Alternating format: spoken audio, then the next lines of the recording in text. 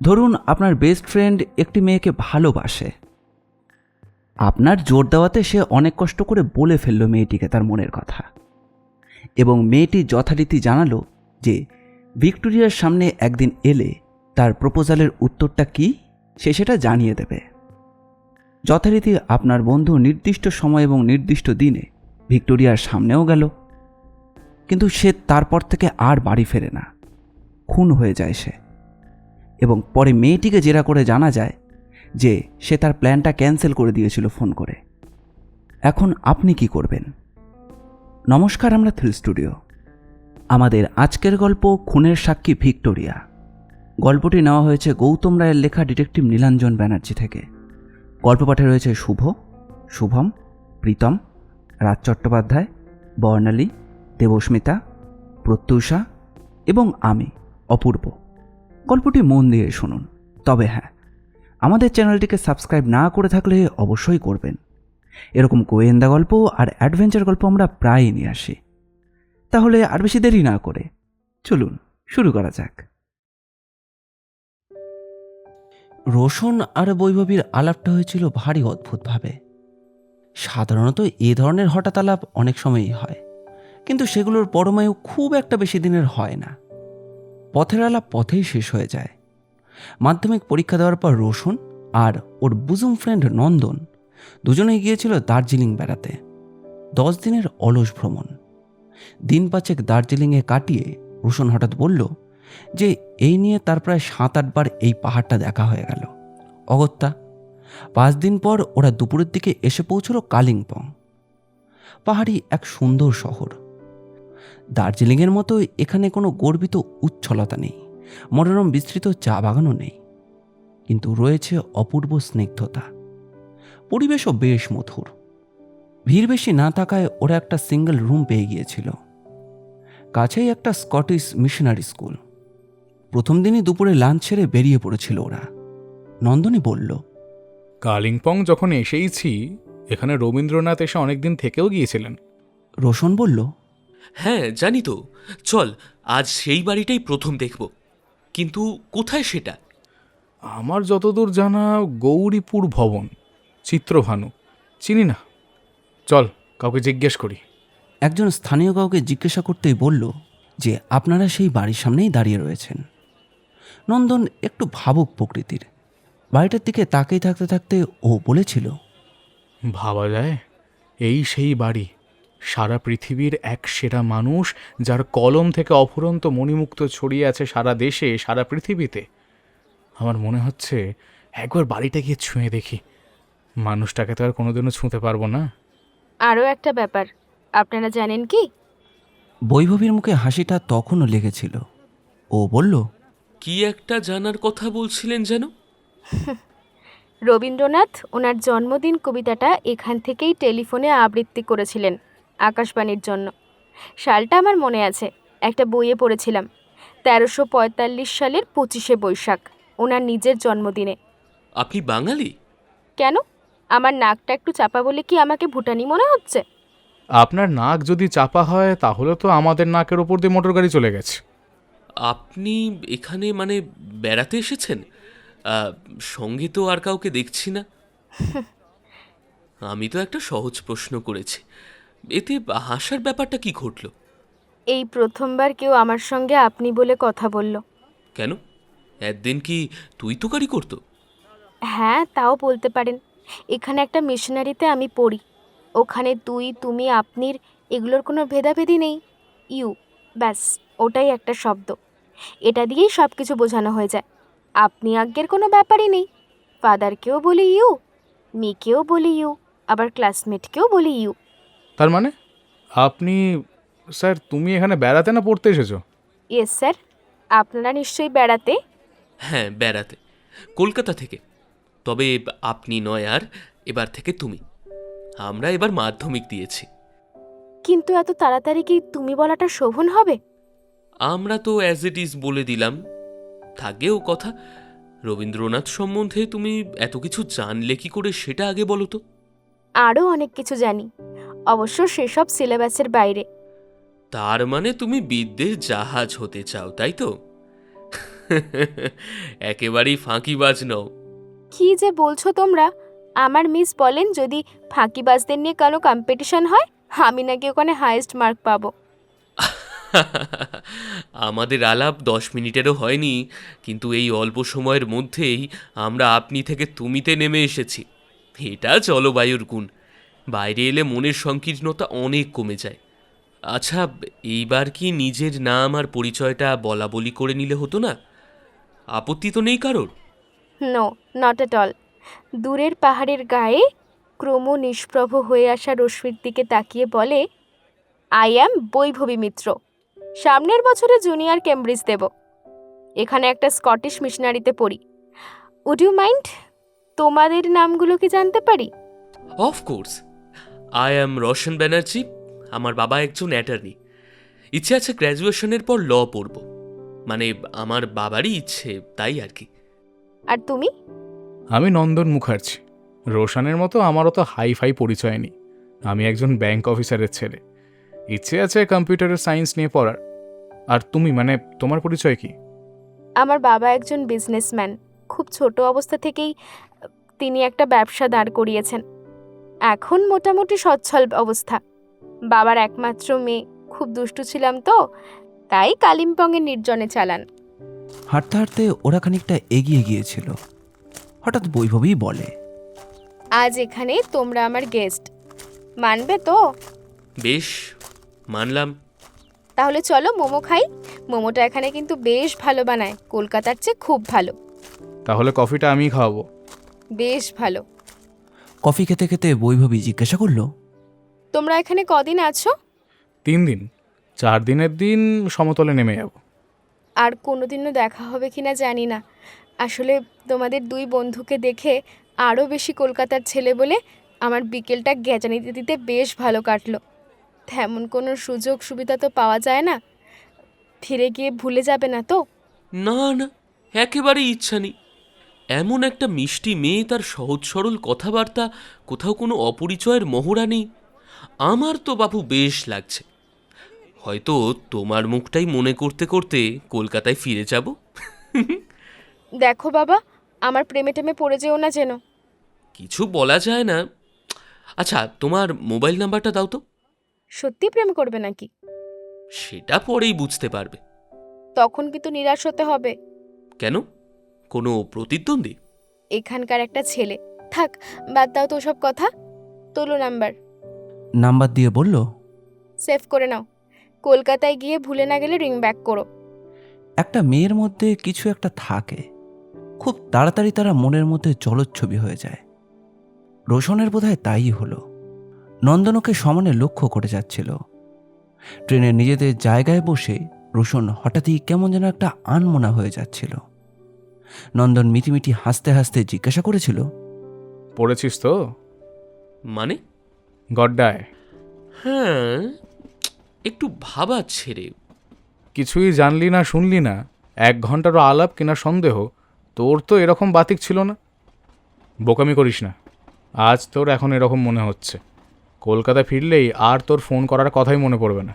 এগুলো প্রথম দেখার একটা চমক, ইনফ্যাচুয়েশন যাকে বলে। নন্দনের প্র্যাকটিক্যাল কথাগুলো সবই ওর মাথার ওপর দিয়ে চলে গিয়েছিল। আসলে কোনোভাবেই বৈভবীকে ভুলতে চায়নি। কলকাতায় ফিরেই ও ফোন করেছিল বৈভবীকে। গলায় আটকানো কাটার মতো বৈভবীর একটা ছোট্ট কথাই ওর বারবার বিচ্ছিল। ফোন করে ও সেই কথাটাই জিজ্ঞাসা করেছিল। এই, তুমি বললে না তো? বললাম না মানে? কি বললাম না? ওখানকার কোনো একজন নাকি আমার প্রতিদ্বন্দ্বী। সে কে? বাবা, এটাও মনে রেখে দিয়েছো? এটাই তো একটা বিরাট কথা। তোমার সঙ্গে তোমার মাত্র কিছুক্ষণের আলাপ। ভালো করে কেউ আমরা কাউকে চিনিও না, জানিও না। তুমি ফোন করবে এমন কোনো আশাও তো আমি করিনি। এই কৌতূহলটা কি একটু বেশি হয়ে যাচ্ছে না? হুম, ভুল বললে বৈভবী। আশা ছিল তোমার মনে, নইলে মাত্র কিছুক্ষণের আলাপে কেউ নিজের মোবাইল নাম্বারটা দেয় না। তখন থেকেই আমার মনে একটা আশার আলো কিন্তু জ্বলে উঠেছে, যেটা আমি কিছুতেই অস্বীকার করতে পারছি না। আশাটা কি জানতে পারি? এ আশার নাম ভালোবাসা। আমার আশা কি জানো? মানে তোমার কাছ থেকে কি কিছু আশা করতে পারবো না? না মানে বলে দিতে পারো আর কি। সামনেই আমার পরীক্ষা, পরীক্ষার আগে কারোর কথাই ভাবতে পারছি না। এটাই তো জিজ্ঞাসা। আর কারো কথা মানে তুমি কি অন্য কাউকে মানে তাহলে কিন্তু আমি তোমার পথের কাঁটা হতে চাই না। শুধু এইটুকু উত্তর পেলে পরীক্ষার আগে তোমায় আর বিরক্ত করব না। আজ না, তোমার সব প্রশ্নের উত্তর দেব পরীক্ষার শেষে। আমি নিজে তোমায় ফোন করব 3 মাস পর। 3 মাস পর ফোনের জন্য আর অপেক্ষা না করেই রোশন চলে গিয়েছিল কালিম্পং একাই। দেখাও হয়েছিল বৈভবীর সঙ্গে। তারপর সদ্য 2 তরুণ তরুণী হারিয়ে গিয়েছিল প্রথম প্রেমের অনিবার্য ঘূর্ণিতে। তারপর রোশনের ফিরে আসবার ঠিক আগের দিন রোশন বলেছিল, বৈভবী, তোমাকে আমার আমার ছেড়ে যেতে ইচ্ছে করছে না। আমারও না। তাছাড়া আমি এখন নাবালিকা। প্রেম তো এসব ছলছুতুর হিসেব রাখে না। তাহলে কি করব বলো? অপেক্ষা। তুমি ওকালতি পড়বে, লয়ার হবে, আমারও ডাক্তারি পড়ার ইচ্ছে। দুটোর কোনোটাই তো আর এক্ষুনি হয়ে যাবে না, তাই দুজনকেই অপেক্ষা করতে হবে। সত্যি যদি তুমি আমাকে ভালোবাসো, নিশ্চয়ই আমার জন্য অপেক্ষা করবে। আর তুমি? আমিও অপেক্ষায় থাকব। আমার ইচ্ছে কলকাতায় গিয়ে ডাক্তারি পড়া। এখানে থাকলে কেবলই তোমার কথা মনে হবে। এই যে 15 দিন এই পাহাড়, এই গাছ, ফুল, পাহাড়ের গা বেয়ে চাঁদ আর সূর্যের আলোর রং নিয়ে খেলা, এর সব কিছুর মধ্যে যে তুমি জড়িয়ে থাকবে, ছেড়েও যেতে মন চায় না, আবার থাকতেও নয়। কলকাতায় গেলে একটা কথা মনে থাকবে, এই শহরে তুমি তো আছোই, চাইলেই তোমাকে হাতের কাছে পেয়ে যাব। যা যা বললে সব মনে থাকবে তো? সব। আর একটা কথা কিন্তু তুমি আমায় বলনি। কি কথা? কে সেই প্রতিদ্বন্দ্বী, তার পরিচয় কিন্তু তুমি এখনো দাওনি। এখানকার একটি ছেলে, নাম তার বিজু তামাং। দেখতে শুনতে খারাপ নয়, এই তোমাদেরই বয়সী। হঠাৎ একদিন রাস্তা আটকে বলেছিল, তোমাকে আমার খুব ভালো লাগে। আমি জানি তুমি ইংলিশ মিডিয়ামে লেখাপড়া শিখেছো, কিন্তু তোমাকে আমার বহুত ভালো লাগে। তোমার জন্য আমি দিল মে বহুত পেয়ার আছে। আমাকে কি তুমি ভালোবাসবে? তোমার জন্য আমি আমার জীবন ভিদিয়ে দিতে পারি। তুমি কি বলেছিলে? কিছুই বলিনি, আমি তাকে এড়িয়ে থাকি, কিন্তু স্পষ্ট বুঝতে পারি আমার প্রতিটা গতিবিধি সে লক্ষ্য রাখে। এমনকি আমাদের একমাসের চলাফেরা, মেলামেশা তার একেবারে নখো দর্পণে। তাই তো আমি আরও বেশি করে চলে যেতে চাইছি। তারপর আর কোনো কথা হয়নি। রোশন ফিরে এসেছিল, নন্দনকে সব কিছুই জানিয়েছিল। নন্দন কম কথা বলে, ও তেমনভাবে কোনো উত্তর দেয়নি।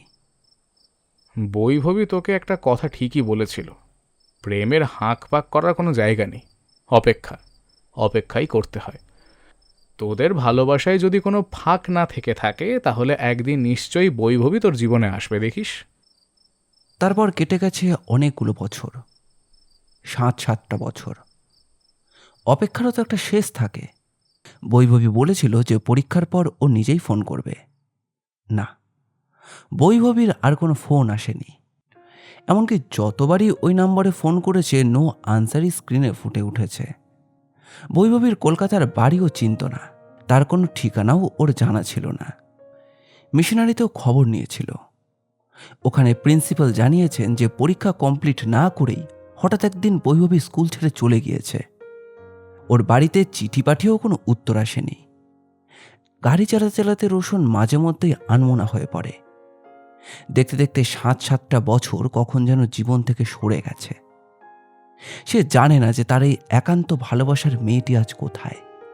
সে কি কলকাতায়, নাকি অন্য কোথাও? এই 7 বছরে রোশনের জীবনেও অনেক কিছু বদলে গেছে।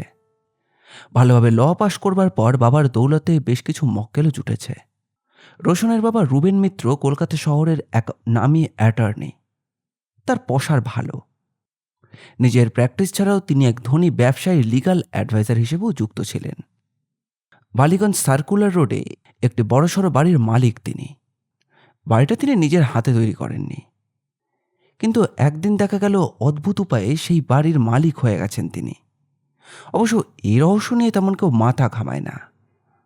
আর রোশনের প্রিয় বন্ধু নন্দন, সে বিএসসি পাশ করে সফটওয়্যার ইঞ্জিনিয়ার হিসেবে একটি কর্পোরেট হাউসে ভালো টাকার চাকরি করছে।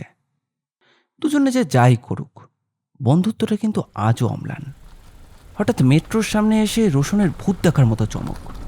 এ কি, এ কাকে দেখছে সে? এ তো সেই বৈভবী। কিন্তু এই বৈভবীকে তার যেন বড় বেশি অচেনা লাগছে। মিশনারি স্কুলের নীল সোয়েটার আর কালো স্কার্টের মেয়েটি যেন আর নেই। যে একদিন কিছু না জানিয়ে উধাও হয়ে গিয়েছিল, আজ হঠাৎ সে পড়েছে কালো রঙের জর্জেটের শাড়ি। মুখের জৌলস বেড়েছে, প্রসাধনের জৌলসে। মাথায় কোকড়ানো চুল হাওয়ায় দুলছে, হাতে একটা বড় মাপের ভ্যানিটি ব্যাগ। চেনা মুখে যেন একটা অচেনা ছায়া। তবুও কনফার্মড হওয়ার জন্য নিজের মোবাইল থেকেই একটা ফোন করলো বৈভবীকে। হ্যাঁ, বৈভবী ফোনটা রিসিভ করলো। কল কেটে বুঝে নিল যে ওই বৈভবী। ধীরে ধীরে গাড়িটা দাঁড় করালো ঠিক বৈভবীর সামনে। পাশের দরজাটা খুলে ডাকলো, উঠে এসো বৈভবী, উঠে এসো। একবার তীক্ষ্ণ দৃষ্টিতে রোশনের দিকে তাকায় বৈভবী। হাসিটা ঠিক তেমনই আছে। খানিকটা মুখ এগিয়ে এনে বলে, রোশন, যাক, চিনেছ তবে, উঠে এসো। একটু দোনামোনা করে বৈভবী। এদিকে যে একটু কাজ ছিল। গুলি মারো তো কাজের, আরে আগে উঠে এসো। বৈভবী উঠে এসে পাশে সিটে বসে। খুব ভালো একটা পারফিউম মেখেছিল। গাড়িটা গন্ধে ভরে গেল। আমায় চিনতে পেরে গেলে? নইলে আর ফোন করব কেন? তুমি যে এত কাছে সেটা আমি বুঝতেই পারিনি। তখন কি করতে? আবার উধাও হয়ে যেতে কোথাও? আহ, ঠিক তা নয়, আসলে একজনের আসার কথা ছিল। গাড়িটা তখন চলতে শুরু করেছে। কোনো বিশেষ কেউ, নাকি বিজু তামাং? নামটা তাহলে এখনো মনে আছে? না, সে নয়। তাহলে? পাল্টা প্রশ্ন করে বৈভবী। তাহলে যাচ্ছি কোথায়? আপাতত কোনো একটা হোটেলে। বড্ড খিদে পেয়েছে। হোটেল? কোন হোটেল? দেখো, ট্রিঙ্কায় যেতে পারি, মোল্লা রুজেও যেতে পারি, আবার মোক্যাম্বোয়ও। বৈভবী আর কিছু বলে না। রোশন গাড়ি পার্ক করলো মোল্লা রোজে। একেবারে শেষের দুটো সিট পেয়ে গেল। মুখোমুখি বসে রোশন স্থির দৃষ্টিতে তাকিয়েছিল বৈভবীর দিকে। কি দেখছো? খুঁজছো নাকি অতীতের কোনো ছায়াকে? ছায়ায় মুখ চোখ তো দেখা যায় না, তাকে কোথায় ফেলে এলে এখন? কাকে? যাকে আমি এতদিন ধরে খুঁজছি। পাচ্ছ না তাকে? বড় কষ্ট হচ্ছে ভাবতে। বৈভবীর মুখে একটা মৃদু হাসি ফুটে ওঠে। হাসছো যে? জীবনের সব অংশই কি আর দুয়ে দুয়ে চার হয়? ধুর, হেয়ালি রাখো। তা বলো, এতদিন তুমি ছিলে কোথায়? ওই যে বললাম, জীবনের সব অংশই দুয়ে দুয়ে চারের মতো সহজ নয়। ওয়েটার এসে গিয়েছিল। ড্রিঙ্কস? বলো। দুটো ফুল পেগের অর্ডার নিয়ে লোকটা চলে গেল। ড্রিঙ্কসে চুমুক দিতে দিতে বৈভবী বলল, ওকালতি কেমন চলছে? নিশ্চয়ই জমিয়ে নিয়েছো, আবার গাড়িও কিনছো। গাড়িটা বাবার। ও হ্যাঁ, তুমিও তো মিস্টার রুবেন মিত্র দা অ্যাটর্নির একমাত্র ছেলে। ওসব কথা ছাড়ো, তুমি এখন কি করছো সেটা বলো। আর কেমন আছো? পরীক্ষাটাই বা দিলে না কেন? তোমার তো ডাক্তারি পড়ার কথা ছিল। একটা সুনামি এসেছিল আর সব ভাসিয়ে নিয়ে গেছে। মানে? থাক না মানেটা। এতদিন পর দেখা হলেও সুন্দর সন্ধেটা কারা নষ্ট করতে চাইছো? দেখো, আমাকে স্তোত্র বাক্য দিও না, আমায় সবটা বলো। ওয়েটার খাবারের অর্ডার নিয়ে চলে গেল। ভাগ্য মানে? হ্যাঁ, তা মানি কিছুটা। ভাগ্য? সেটা তো কয়েকটা লোকের হাতের পুতুল, তাদের ইচ্ছে মতো নড়াচড়া করে। হঠাৎ এসব কথা কেন? একজন বড় ব্যবসায়ী, চালু ব্যবসা, সেই বোকা ব্যবসায়ীটা সবাইকে বিশ্বাস করত। কিন্তু বোকা লোকটা কিছু বোঝার আগেই, বা যখন সে সব বুঝতে পারল, তখন আর তার কিচ্ছু নেই। নিঃস্ব, পথের ভিখিরি। এমনকি বসত বাড়িটাও নিলাম হয়ে গেছে। তারপর একদিন সেই লোকটার লাশ পাওয়া গেল সেই বাড়ির সামনে। কেউ বলে সুইসাইড। সব হারানো মানুষ যা করে। কার কথা বলছো তুমি? একজন ব্যবসায়ীর কথা। সেই ব্যবসায়ীর মেয়ে এখন বার সিঙ্গার, নাচতেও হয়। ওহো, তুমি কার কথা বলছো আমি জানি না, কিন্তু তোমার কথা আমি জানতে চাইছি বৈভবী। আমার কোনো নতুন খবর নেই, আর 5টা ভেসে যাওয়ার মেয়ের মতো। But why? সেসব অনেক বড় ফেরিস্তি, পরে একদিন বলবো। আজ নয় কেন? সব একদিনে জেনে নিলে তো বিষম খাবে। আচ্ছা বৈভবী, হঠাৎ তুমি এক ব্যবসায়ী আর তার মেয়ের কথা আমায় শোনালে কেন? আমার এক বন্ধুর কথা মনে পড়ে গেল। কয়েকজনের ষড়যন্ত্রে তার বাবা নিঃস্ব হয়ে মারা গিয়েছিলেন। আমার মতো তারও এক মেয়ে ছিল। মেয়েটা লেখাপড়া তো খুব ভালো ছিল। আজ মা আর মেয়ের সংসার চালাতে হয় বাড়ি গান গেয়ে আর অশ্লীল নাচ নেচে। মনে পড়ে গেল, তাই বলা। তুমি এখন আছো কোথায়? সেটাও জানাবো। আমায় একটু নামিয়ে দেবে? খাবার দিয়ে গিয়েছিল। কিছুটা খাবার মুখে তুলে রোশন বলল, অনেকদিন পর, ভাবিনি দেখা হবে। দেখো, তবে যখন দেখা হলো, আমি কিন্তু আর তোমাকে হারাতে চাই না। আমার সব কিছু শুনলে তোমার ভালোবাসার যে সমাধি ঘটে যাবে। এর অর্থ কি? এটাও পরে জানবে।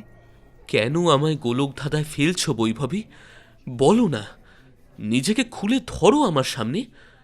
আজ আমিও কিন্তু সেই আমিই আছি। কিন্তু আমিও যে সেই আমিটা নেই। আমার কিন্তু দেরি হয়ে যাচ্ছে। Already I am late. কোথায় নামতে চাও? বিবেকানন্দ রোডে। তোমার অসুবিধা হবে। তুমি যাবে বালিগঞ্জ সার্কুলার রোড। তুমি জানলে কি করে? বৈভবীর নির্বিকার উত্তর, আন্দাজে। বিল মিটিয়ে বেরিয়ে আসতে আসতে রোশন বলল, অনেক কুয়াশার চাদর মুড়ে রেখে গেলে, তবে কুয়াশা ভেদ করে তোমাকে আমি বের করে আনবই। বলো, কবে দেখা হচ্ছে? একটু চিন্তা করে বৈভবী বলল, আমি ফোন করে জানিয়ে দেব। সফটওয়্যার ইঞ্জিনিয়ার নন্দন চ্যাটার্জি সবেমাত্র বাড়ি ফিরেছে। হঠাৎই ওর মোবাইলটা বেজে উঠল। ভিউ স্ক্রিনে দেখল রোশন। হ্যাঁ বল। ছুটি হয়ে গেছে তো? হ্যাঁ, এই তো সবে বাড়ি ফিরেছি। একবার আসতে পারি? क्या हुआ दोस्त, कुछ तकलीफ? আরে না রে ভাই, কোনো তাকলিফ নয়। আসতে পারি কিনা বল আগে, না হলে আমাকেই তোর বাড়ি যেতে হবে। সেটাই সবচেয়ে ভালো হয়। তোর বাড়ি আমায় যেতে গেলে হয় বাস ঠেঙানো, নইলে গাদাখানেক টাকা যাবে ট্যাক্সিওয়ালার গব্বায়। যদ্দূর মনে হচ্ছে তুই এখন গাড়িতে। আশপাশ থেকে গাড়ির হর্ন শুনতে পাচ্ছি। একটু মন দিয়ে চালিয়ে একটু সেট করে চলে আয়। একেবারে রাতের খাবার খেয়ে বাড়ি ফিরবি, ঠিক আছে? কিছুক্ষণের মধ্যেই ও পৌঁছে গেল নন্দনের বাড়ি। গড়িয়ার বাড়িটা নন্দনের নিজেদের বাড়ি। দোতলা আর বেশ ছিমছাম। নন্দন ওর বাবা মায়ের দ্বিতীয় সন্তান। ওর দিদি পিপাসার বিয়ে হয়ে গেছে প্রায় বছর 3 সে এখন তার শ্বশুর বাড়ি। অতএব নন্দন এখন একাই। নন্দনের বাবা সরকারি ব্যাংকের ম্যানেজার। তার নিজের রোজগারের টাকাতেই তার বাড়ি। মা অন্নপূর্ণা দেবী আবার নিতান্তই গৃহবধূ নন। তিনি একজন রবীন্দ্রসঙ্গীত শিল্পী।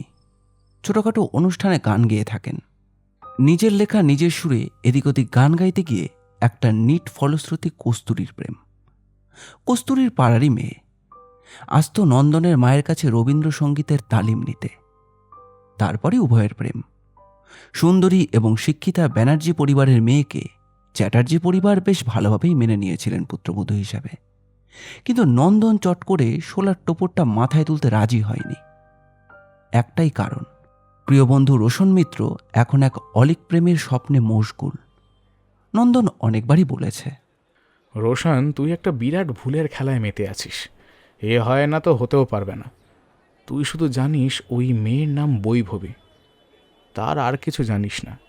এমনকি দীর্ঘ 6 বছর সে তোকে একবারও ফোন করেনি, তোর কোনো কলও রিসিভ করেনি। বৈভবী তোর জীবনে মরিচিকা ছাড়ার কিছুই নয় রে। তুই ওকে ভুলে যা, এতেই তোর ভালো হবে। প্রায় 7:30 নাগাদ রোশন এসে পৌঁছল নন্দনের বাড়ি। দুটো করে ধাপ টপকে দোতলায় আসতেই একেবারে পূর্ণিমা দেবীর সামনে। পূর্ণিমা দেবী জিজ্ঞাসা করলেন, এত হাঁপাচ্ছিস, কি হয়েছে তোর? মাসিমা, নন্দন কোথায়? সে তো তার তেতলার ঘরে, হয় কম্পিউটার নয় গান লেখা। দেখ, দুটোর যে কোনো একটা করছে হয়তো। আর কিছু না শুনেই একেবারে নন্দনের ঘরে। ও তখন হারমোনিয়াম টিপছিল। কিছু বলার আগে রোশন বলল, ইউরেকা, ইউরেকা নন্দন, ইউরেকা! একেই বলে চাওয়ার দাম। Yes, yes, yes! হেয়ালি না করে ইউরেকার ব্যাপারটা কি খুলে বলতো একটু। বলবো বলেই তো বিবেকানন্দ রোড থেকে সোজা গড়িয়ায় চলে এলাম। ঠিক আছে, সব শুনছি। পেছনে তাকা, স্বপ্না খাবার নিয়ে এসেছে, আগে খা যা। আজ আর অন্য কিচ্ছু নামবে না ভাই, স্বপ্নাও ওসব নিয়ে যা, মাসিমাকে বল রাত্রে খেয়ে যাব। স্বপ্না চলে যেতে রোশন বলল, সব থেকে দামি উইস্কিটা বার কর, আজ আকণ্ঠ গিলব। ব্যাপারটা কি বলবি এবার? তুই আগে তো সাজা, খেতে খেতে বলবো। অগত্যা সাজতেই হলো। নে এবার শুরু কর। বিকেল থেকে শুরু করে সন্ধ্যা পর্যন্ত সবকিছুই এক নিঃশ্বাসে উগলে দিল রোশন। একেই বলে মন থেকে কিছু চাইলে তা কখনো নিষ্ফল হয় না। সব শুনে নন্দন কিছুক্ষণ চুপ হয়ে বসে রইল। রোশনে জিজ্ঞাসা করল, কি রে, তুই যেন খুশি নয় মনে হচ্ছে। খুশি? 100 বার খুশি। তোর খুশিতে আমি খুশি হব না? কিন্তু হ্যাঁ সেটাই বল।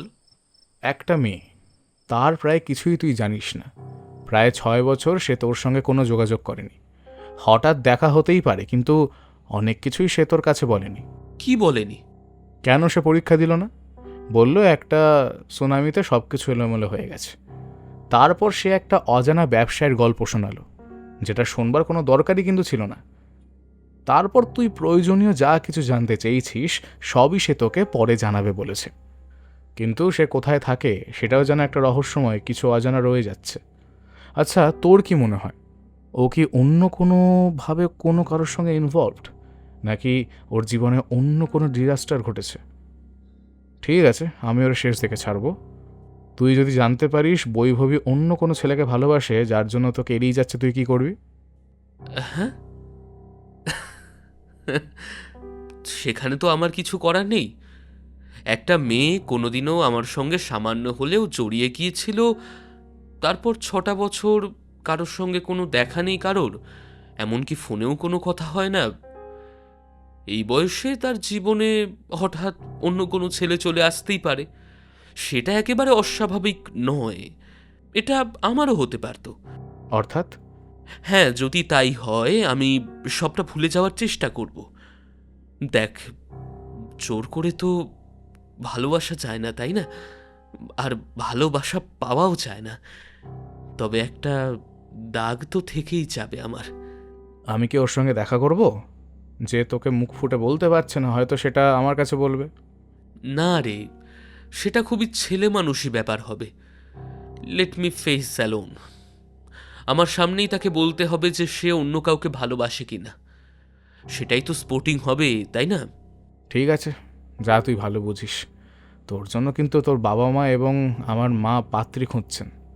আমি জানি যে যেটা তুই জানিস না, অর্থাৎ একটি মেয়েকে 3 জনেরই ভালো লেগেছে। আমার ধারণায় সে তোর যোগ্য বউ হতে পারে। মহিলাকে আমিও দেখেছি। সেক্ষেত্রে কি বৈভবীকে কি সবাই মেনে নেবে? বারে, বিয়ে করব আমি, সেখানে আমার পছন্দ অপছন্দের কোনো মূল্যই নেই। দেখ ভাই, এসব সেকেলে কথা আমাকে শোনাস না। বৈভবীর সঙ্গে আমি আগে কথা বলি, যদি সব ঠিকঠাক থাকে তাহলে ওকেই আমি বিয়ে করব। নন্দন আর কিছু বলল না। সে রাতে আর কোনো কথাও হলো না। খাওয়া দাওয়া শেষ করে রোশন যখন বাড়িতে ফিরল, ঘড়িতে তখন রাত 12টা। ঠিক 1 সপ্তাহ পর বৈভবীর ফোন এল রোশনের কাছে। গলাটা কি চেনা লাগছে? এই গলা না চিনে কি থাকতে পারি? এ যে আমার অন্তরের মর্মস্থলে আটকে আছে ম্যাডাম, পার্মানেন্ট জলছবির মতো। বাবা, এখনই এত? এখনই মানে? সেই কবে থেকে? মানে সেই প্রথম দেখার দিন থেকেই। বুঝেছি। সেদিন তোমাকে অনেক কিছু বলার ছিল কিন্তু বলতে পারিনি, অথচ তোমায় না বলেও থাকতে পারছি না। এই 1 সপ্তাহ আমার প্রতিদিনই মনে হয়েছে যে তুমি আজই ফোন করবে। তোমার সেদিনের না বলা কথাগুলো না শোনা পর্যন্ত রাতে আমার ভালো করে ঘুম হয় না বৈভবী, জানো? আর আমার কি মনে হচ্ছিল বলবো? কি? আচ্ছা, একটা সত্যি কথা বলবে? আর কেউ কি তোমার জীবনে কখনো এসেছে যার জন্যে তুমি আমাকে... না, সেসব কিছু নয়। তেমন কিছু হলে আমি সেদিনই তোমায় জানিয়ে দিতাম। তাহলে? সে অনেক কথা, সব কথা তো ফোনে হয় না। আচ্ছা, আমরা কি একবার দেখা করতে পারি না? তুমি যখনই বলবে তখনই তোমার সঙ্গে আমি দেখা করতে পারি। সে কি, উকিলবাবু যখন ধরাচুরো পড়ে সওয়াল জবাব নিয়ে ব্যস্ত থাকবেন, তখন কি তিনি আমার ডাকে সাড়া দেবেন? বলেই দেখতে পারো। এত বেশি ভালো নয়। থাকে, কাল সন্ধে ঠিক 6টার সময় তুমি কি ভিক্টোরিয়ায় আসতে পারবে? ওখানে তো পার্কিংয়ের সমস্যা। এমন কিছু সমস্যা হবে না। একটু সন্ধ্যের পর খুব বেশি অসুবিধা হয় না। একেবারে মেইন গেটে আমি তোমার জন্য অপেক্ষা করব। দেখো, আবার মক্কেল নিয়ে আমার কথা ভুলে যেও না। নিশ্চিন্তে থাকো, ঠিক সন্ধে 6টায়। ফোনটা অফ করে ও নন্দনকে ফোন করল। নন্দন তখন কম্পিউটারে মগ্ন। অন্য কোনো ফোন হলে হয়তো ধরতই না, কিন্তু রোশনের ফোন। ও জানে যে রোশন এখন বৈভবীর ব্যথায় বেশ কাতর। হ্যাঁ বল। শোন ভাই, একটু আগে বৈভবী ফোন করেছিল। কাল সন্ধে 6টার সময় অ্যাপয়েন্টমেন্ট করেছে। ওর অনেক কিছু বলার আছে নাকি। Very good. জায়গাটা কোথায়? Victoria main gate. Best of luck, ঘুরে আয়। রাত্রে আমায় ফোন করিস, তোর ব্যাপারে আমিও বেশ ওয়ারিড। ঘাবড়াস না ভাই, ঘাবড়াস না, ফিরেই তোকে ফোন করব। রাত 11:30 পর্যন্ত অপেক্ষা করেও যখন রোশনের কোনো ফোন এলো না, তখন বাধ্য হয়েই নন্দনকে ফোন করল। ফোনটা বাজতেই থাকলো, আর তারপর একসময় কেটে গেল।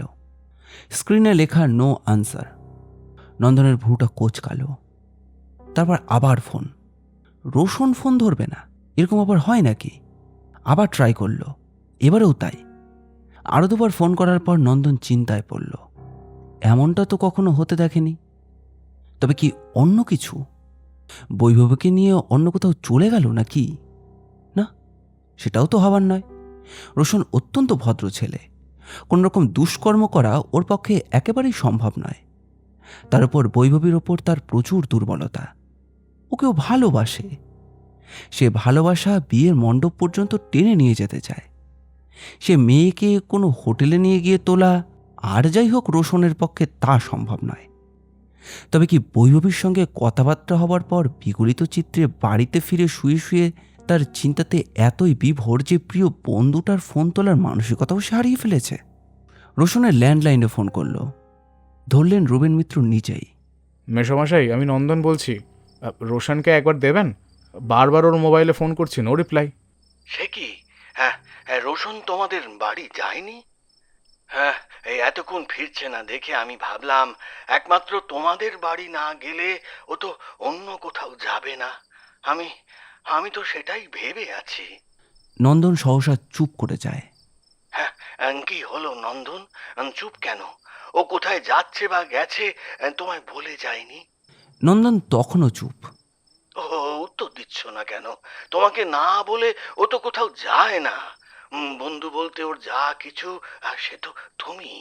মেসোমশাই, আজ সন্ধেবেলা ওর একজনের সঙ্গে মিট করার কথা ছিল। কোথায়?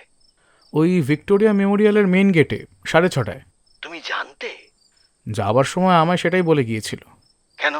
আমায় আমায় ডিটেলস বলো। ও এক বান্ধবীর সঙ্গে দেখা করবার জন্য বলেছিল যাবে। বান্ধবী? What nonsense! তুমি তুমি চেনো ওই বান্ধবীকে? হ্যাঁ মেসোমশাই, মেয়েটির সঙ্গে প্রথম আলাপ হয় কালিম্পংয়ে। ওখানেই ওদের দুজনের মধ্যে। একথা আমায় আগে বলনি কেন?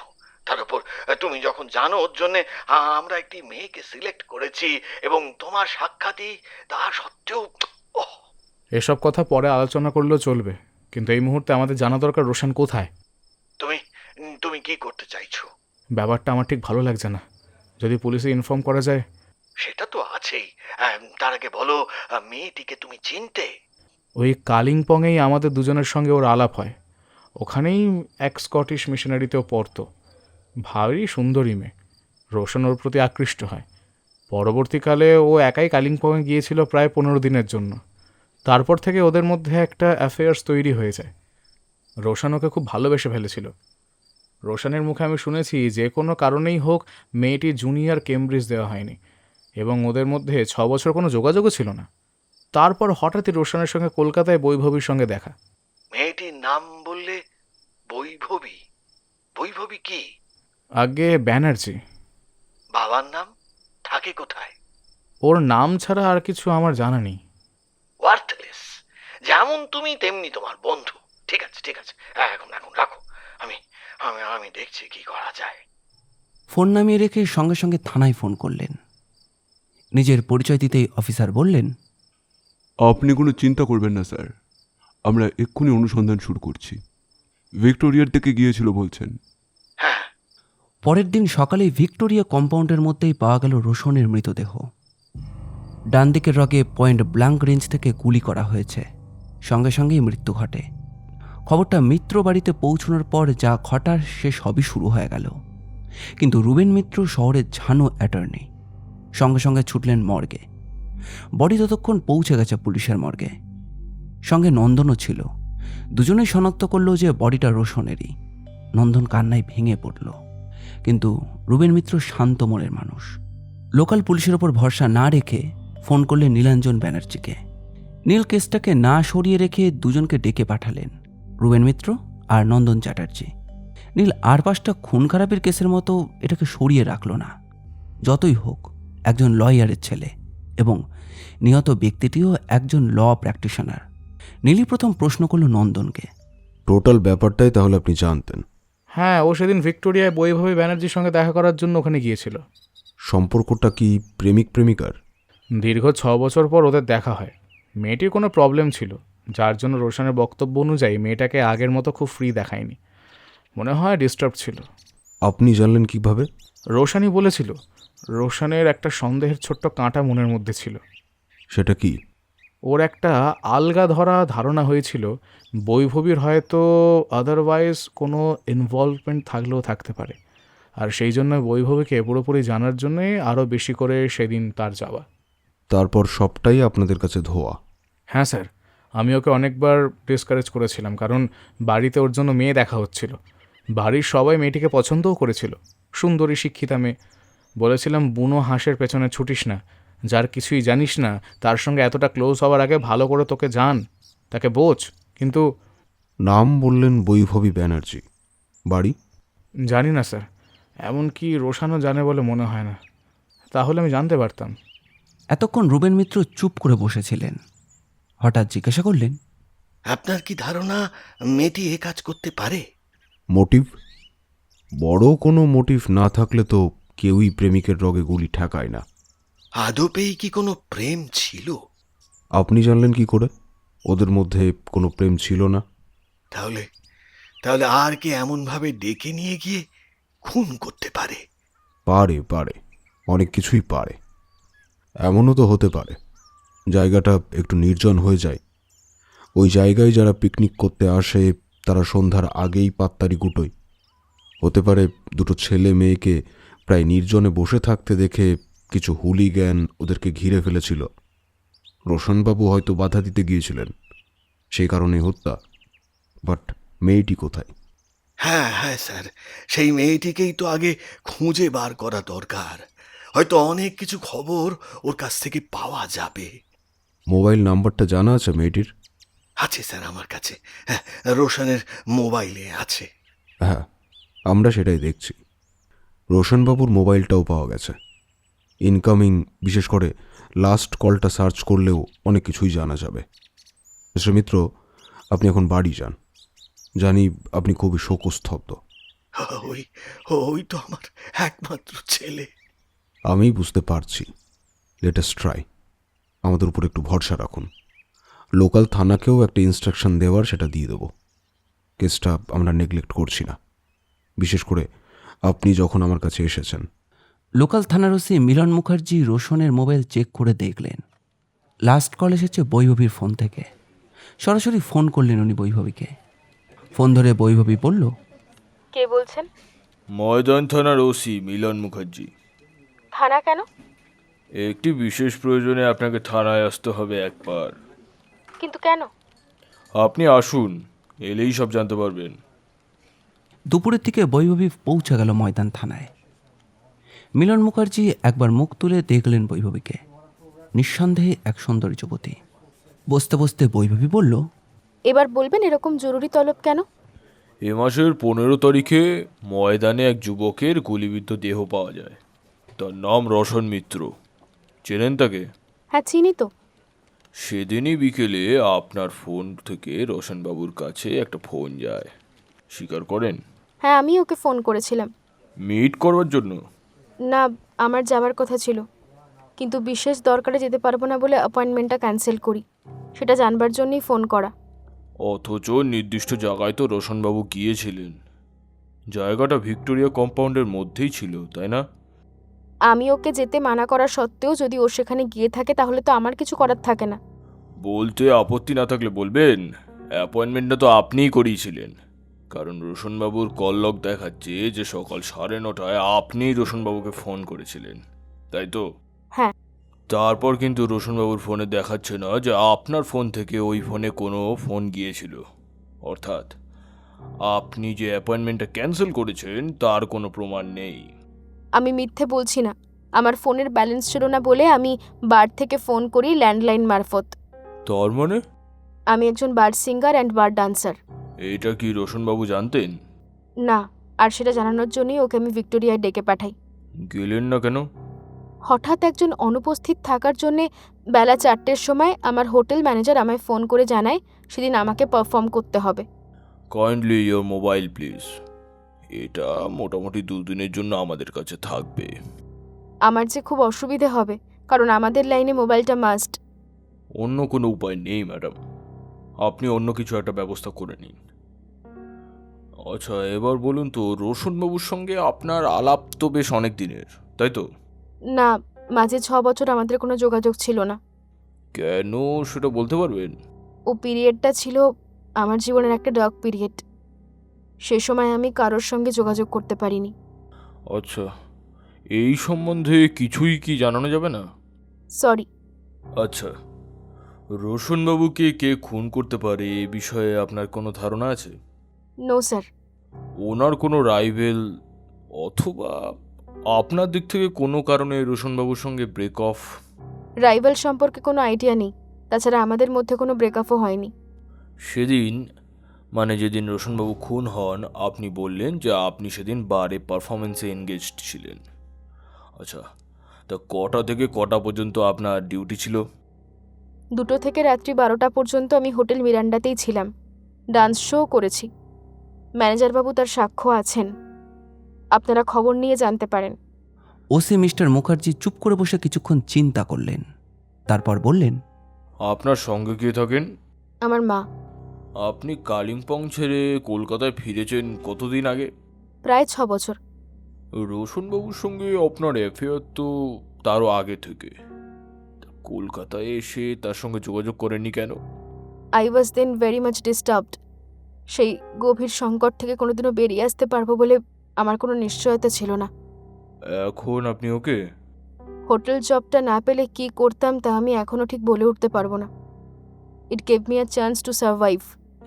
আচ্ছা, আপনার বর্তমান নিবাস কোথায়? বিবেকানন্দ রোড 26 নম্বর। আমার 2 রুম ফ্ল্যাট।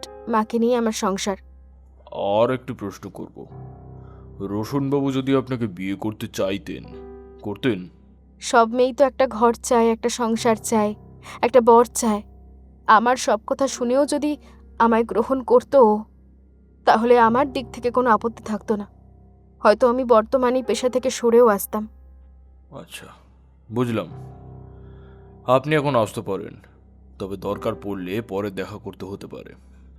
বৈভবী চলে যাওয়ার পর কপালে হাত ঠেকিয়ে বেশ কিছুক্ষণ চুপ করে বসে রইলেন ওসি মিরান মুখার্জি। এএসআই সন্তোষ গুপ্ত জিজ্ঞাসা করল, কি বুঝছেন স্যার?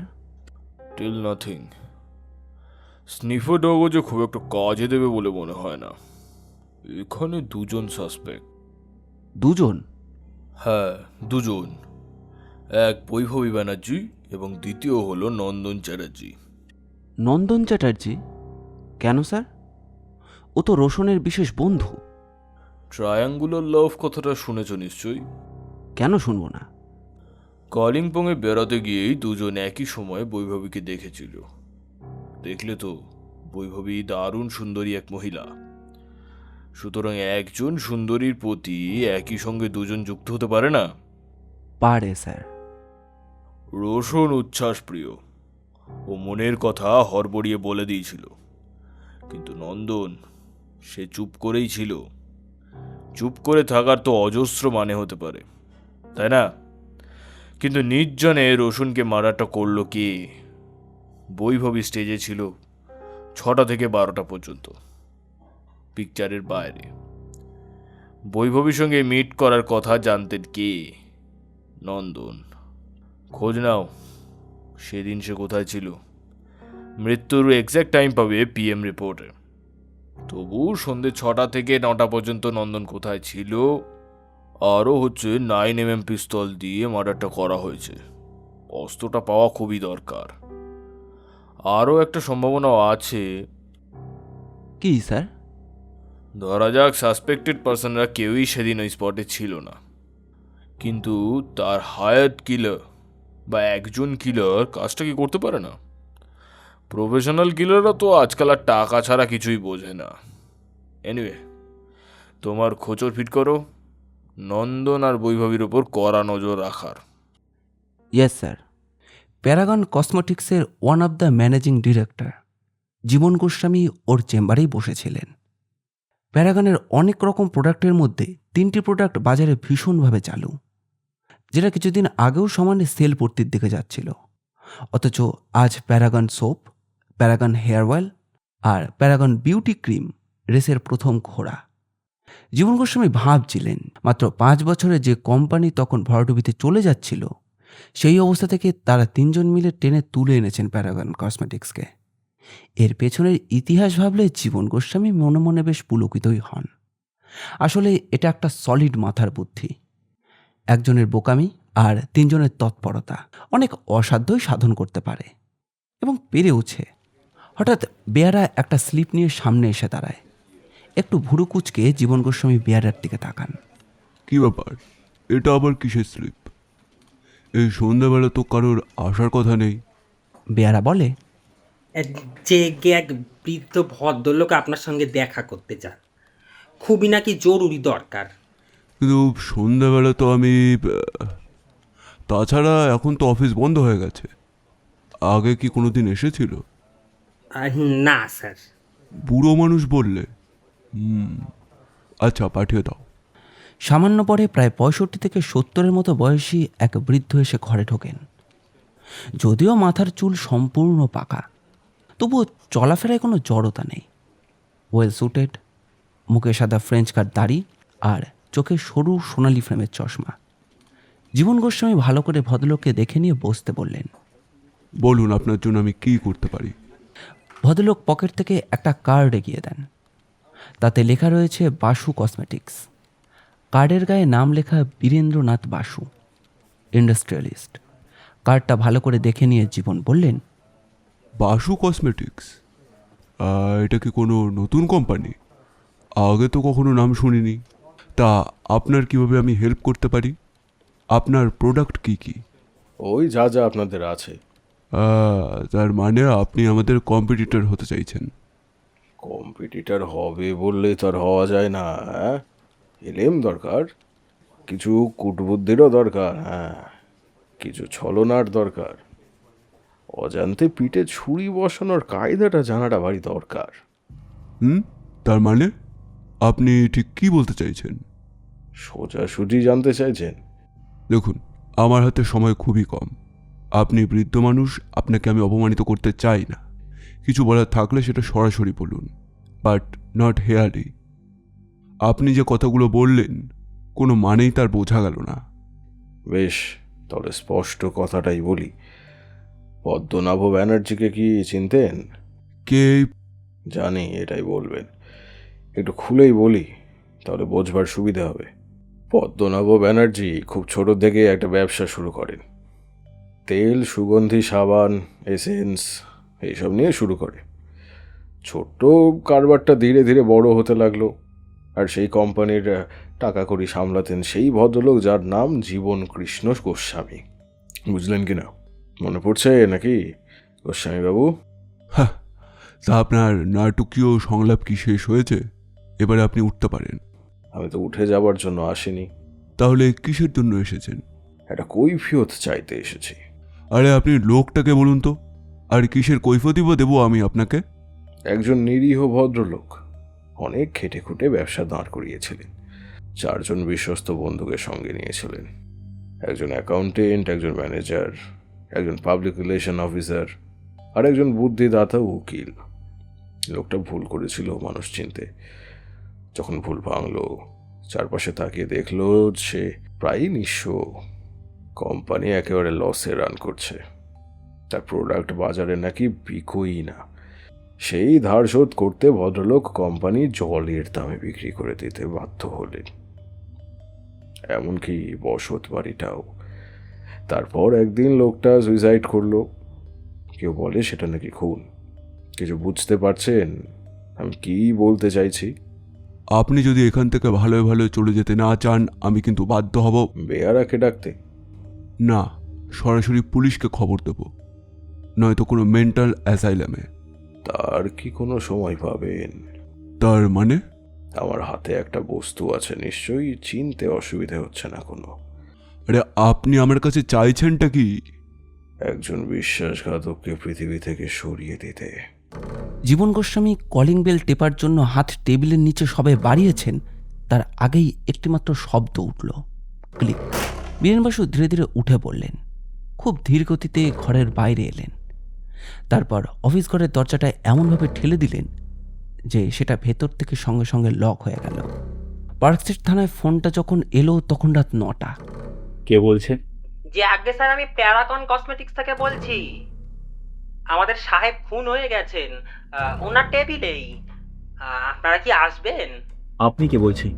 আগে বেয়ারা হরিচরণ দাস। ওখান থেকে কোথাও যাবেন না, আমরা আসছি। কিছুক্ষণের মধ্যেই সদল বলে এসে হাজির হলেন অফিসার ইনচার্জ মৃত্যুঞ্জয় কর, সঙ্গে এএসআই আর কয়েকজন কনস্টেবল। হরিচরণ তখন সাহেবের দরজার সামনে দাঁড়িয়ে রয়েছে। দরজা খুলতে গিয়ে দেখলেন যে দরজাটা লক। লক করা কেন? লোকটা চলে যাবার পর লক করে দিয়ে গিয়েছিল। আগে আমার কাছে ডুপ্লিকেট আছে। তোমার কাছে ডুপ্লিকেট কেন? আগে স্যার, বাবু সবার শেষে অফিস ছেড়ে যান। আমি চাবি দিয়ে চারপাশ বন্ধ করে ওনার হাতে সব চাবি দিয়ে দিই। তুমি কোথায় থাকো? আমার আর বেগ বাহাদুরের জন্যে নিচে একটা ঘর আছে। বেগ বাহাদুর কোথায়?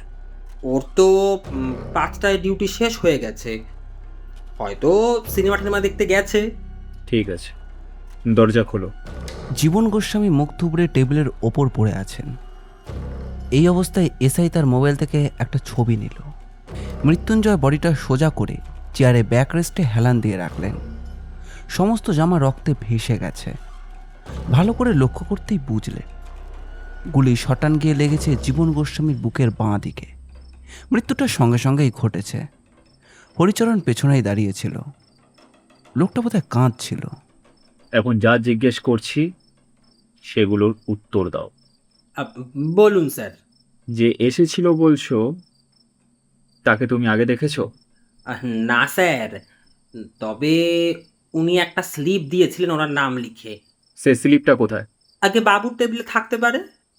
টেবিলে থাকতেই পাওয়া গেল একটা ভিজিটিং স্লিপ আর একটা ভিজিটিং কার্ড।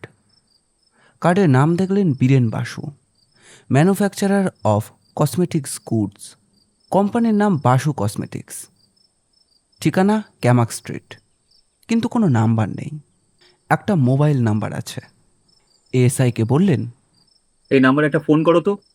ফোন মেটালিক ভয়েসে জানালো যে this number does not exist.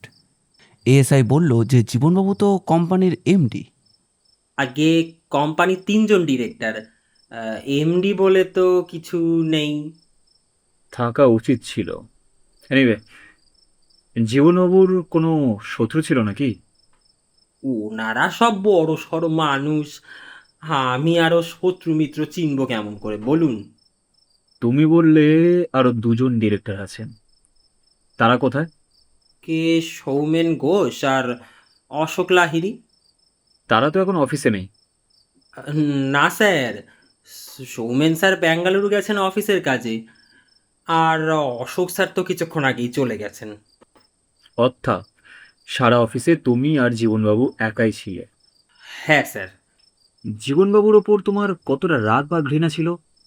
কি বলছেন স্যার? পিস্তল পেলে কি করে? বাবু, আসল খুনিকে ধরুন। আমাদের পেছন ঘুরলে আপনার ঘোড়াই সার হবে। বড়জোর থানায় নিয়ে গিয়ে বেধড়ক দোলাই দেবেন, কিন্তু তাতে কি আসল খুনি ধরা পড়বে? তার মানে তুমি কাজটা করোনি? কেন করব? উনি ছিলেন আমাদের অন্নদাতা। যে লোকটা মানে সেই বৃদ্ধ ভদ্রলোক, তাকে ভালো করে দেখেছিলে? খুব ভালো করে না হলেও মনে আছে। তোমাকে এখন আমাদের সঙ্গে থানায় যেতে হবে।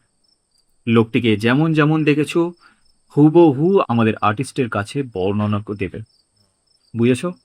হ্যাঁ হ্যাঁ স্যার। ফোন করে অ্যাম্বুলেন্স ডেকে বডি মর্গে পাঠানোর ব্যবস্থা করে মৃত্যুঞ্জয় থানায় ফিরে এলেন। পরদিন কাগজে বেশ বড় বড় করে বের হলো যে প্রখ্যাত ব্যবসায়ী জীবন গোস্বামীর অজানা আততায়ীর হাতে নিহত হওয়ার সংবাদ। এদিকে ডিটেকটিভ নীল ব্যানার্জি কেন জানি না কেসটাকে নিয়ে একটু ভাবছিল। ভিক্টোরিয়ার নির্জন মাঠের অন্ধকারে সুযোগ নিয়ে এক যুবকের মৃত্যু হয়েছে। মৃত্যু হয়েছে খুব ক্লোজ রেঞ্জ থেকে 9mm এর পিস্তল দিয়ে। তার বান্ধবীর সঙ্গে সেখানে তার মিট করবার কথা ছিল, কিন্তু বান্ধবী সেখানে যায়নি। তার অ্যালিবাই রয়েছে জোরালো। আর তার কিছুদিন পরেই এক ব্যবসাদারের নিজের চেম্বারে অজ্ঞাত এক বৃদ্ধের হাতে খুন হওয়া। ব্যালিস্টিক রিপোর্ট বলছে দুটো খুনই একই বোরের পিস্তল থেকে করা হয়েছে। নীলের ভাবনাটা এখানে সেই থেমে যাচ্ছে। 9mm এর পিস্তল পাওয়াই দুষ্কর, বেআইনি আগ্নেয়াস্ত্র। অবশ্য যে কোনো দুষ্কৃতী সহজেই জোগাড় করে নিতে পারে। সেটার থেকেও বড় কথা, দুটো গুলি একই ধরনের পিস্তল থেকে করা হয়েছে। তবে কি দুটো খুনের মধ্যে কোনো যোগসূত্র রয়েছে? কিন্তু প্রবাবিলিটির দিক থেকে দুটো ঘটনাই স্বতন্ত্র। একটি ঘটেছে নির্জন মাঠে আর অন্যটি ঘটেছে নিজস্ব চেম্বারে। দুটো ঘটনার মোটিভই বা কি? প্রথম ঘটনা যদি প্রেম ঘটিত ত্রিভুজের সংঘাতের পরিণাম হয়, তাহলে সন্দেহটা গিয়ে পড়ে নন্দন নামের রোশনের প্রিয় বন্ধুর ওপর। নীল নিজেই একদিন গিয়েছিল নন্দনের বাড়িতে। আপাত দৃষ্টিতে নীলের জেরা করে ছেলেটিকে মনে হয়েছে যে ছেলেটি কি সত্যিই মেয়ের জন্য বন্ধুকে খুন করবে। তাছাড়া নন্দন ছেলেটি একটি মেয়েকে ভালোবাসে। কিছুদিন পরেই ওদের বিয়ে হওয়ার সম্ভাবনা রয়েছে। কিন্তু নন্দন বিয়ে করছে না, কারণ রোশন বৈভবী নামের একটি মেয়ের প্রেমে বিভোর। অঙ্কটা এখানেই মিলছে না। বৈভবীর ওপর নন্দনের যদি দুর্বলতা থেকেই থাকে, সে কেনই বা নিজের ভালোবাসার বিয়েটা আটকে রেখেছে রোশন আর বৈভবীর সেটেলমেন্টের ওপর? বোঝাই যাচ্ছে না যে এক্ষেত্রে কার কি মোটিভ। ময়দান থানার অ্যাপয়েন্টেড খোঁচর যা সংবাদ দিয়েছে, তাতে দুজনের কাউকেই ঠিক সন্দেহ করা যাচ্ছে না। বৈভবী সারাদিন নিজের বাড়িতেই থাকে, সন্ধ্যাবেলা বারে যায়, নাচ গান করে ফেরে রাত 12টায়। আর নন্দন একটা কর্পোরেট হাউসের সফটওয়্যার ইঞ্জিনিয়ার, সারাদিন দম ফেলারও সময় পায় না। অফিসের ছুটির পর সোজা চলে যায় বাড়িতে, আর বেরোয় না। গিটার নিয়ে টুংটাং করে। তবুও নীলের কোথাও যেন একটা খিচ লেগে রয়েছে। তার কেবলই মনে হচ্ছে যে there is a something else behind the curtain. হঠাৎ কোথা থেকে এক বৃদ্ধ ভদ্রলোকের আবির্ভাব। আর্টিস্ট বর্ণনা অনুসারে ছবি এঁকেছিল, কিন্তু পুলিশ রেকর্ডে এরকম কোনো মুখের হদিশই পাওয়া যায়নি। ভদ্রলোক ক্যামাক স্ট্রিটের যে ঠিকানা বাসু কসমেটিক্সের উল্লেখ করেছিলেন, তারও কোনো অস্তিত্ব নেই। এমনকি যে মোবাইলের উল্লেখ ছিল, স্ক্রিন শো করছে নাম্বার ইজ নট ইউজ, অর্থাৎ সেটাও ফলস। অনেক অনুসন্ধান করেও বৃদ্ধ ভদ্রলোকের কোনো হদিশই পাওয়া যায়নি। কি নীল, কি মৃত্যুঞ্জয়, কি মিলন মুখার্জি, তিনজনই এখন অন্ধকারে। কারোর হাতেই কোনো ক্লু নেই।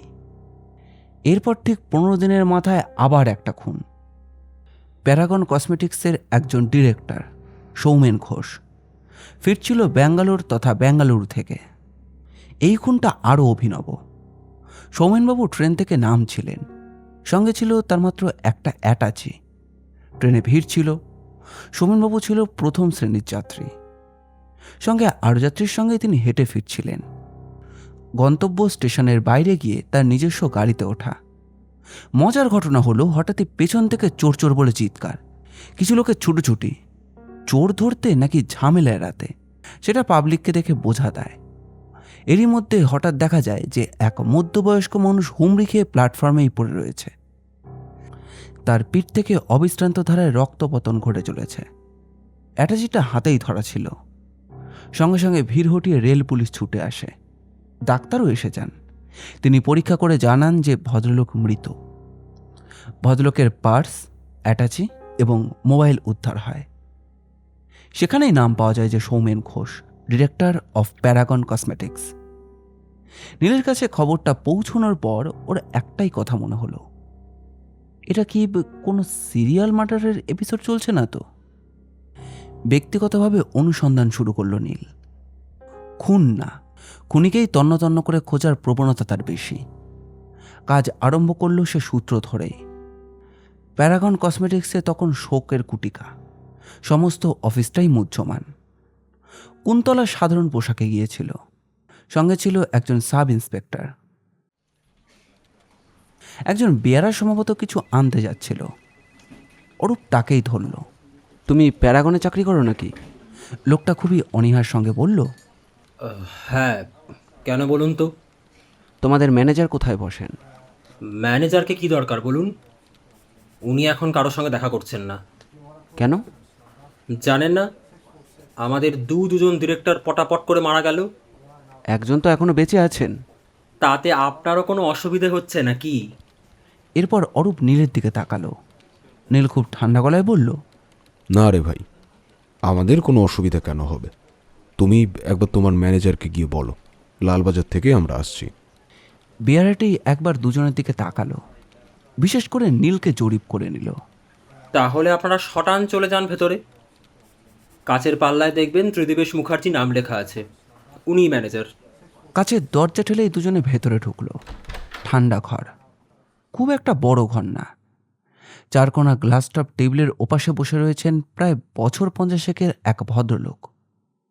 ধোপদুরস্ত স্যুট আর টাই, সামনের দিকে বিরল কেশ, চোখে বেশ দামি ওয়াইন কালারের সরু ফ্রেমের চশমা, দাড়িগোফ নিখুঁত করে কামানো। ওরা ঢুকতেই ভদ্রলোক মানে ত্রিদিবেশবাবু মুখ তুলে তাকালেন। বিরস বদন, জিজ্ঞাসা করলেন, আপনারা? পকেট থেকে অরূপ পরিচয়নামাটি ভদ্রলোকের সামনে মেলে ধরল। ও আচ্ছা আচ্ছা আচ্ছা, আপনারা ক্রাইম ব্রাঞ্চ থেকে এসেছেন। ওরা বসার পর ত্রিদিবেশ বললেন, পর আমাদের দুজন ডাইরেক্টরের বলতে পারেন অপঘাতেই মৃত্যু ঘটেছে।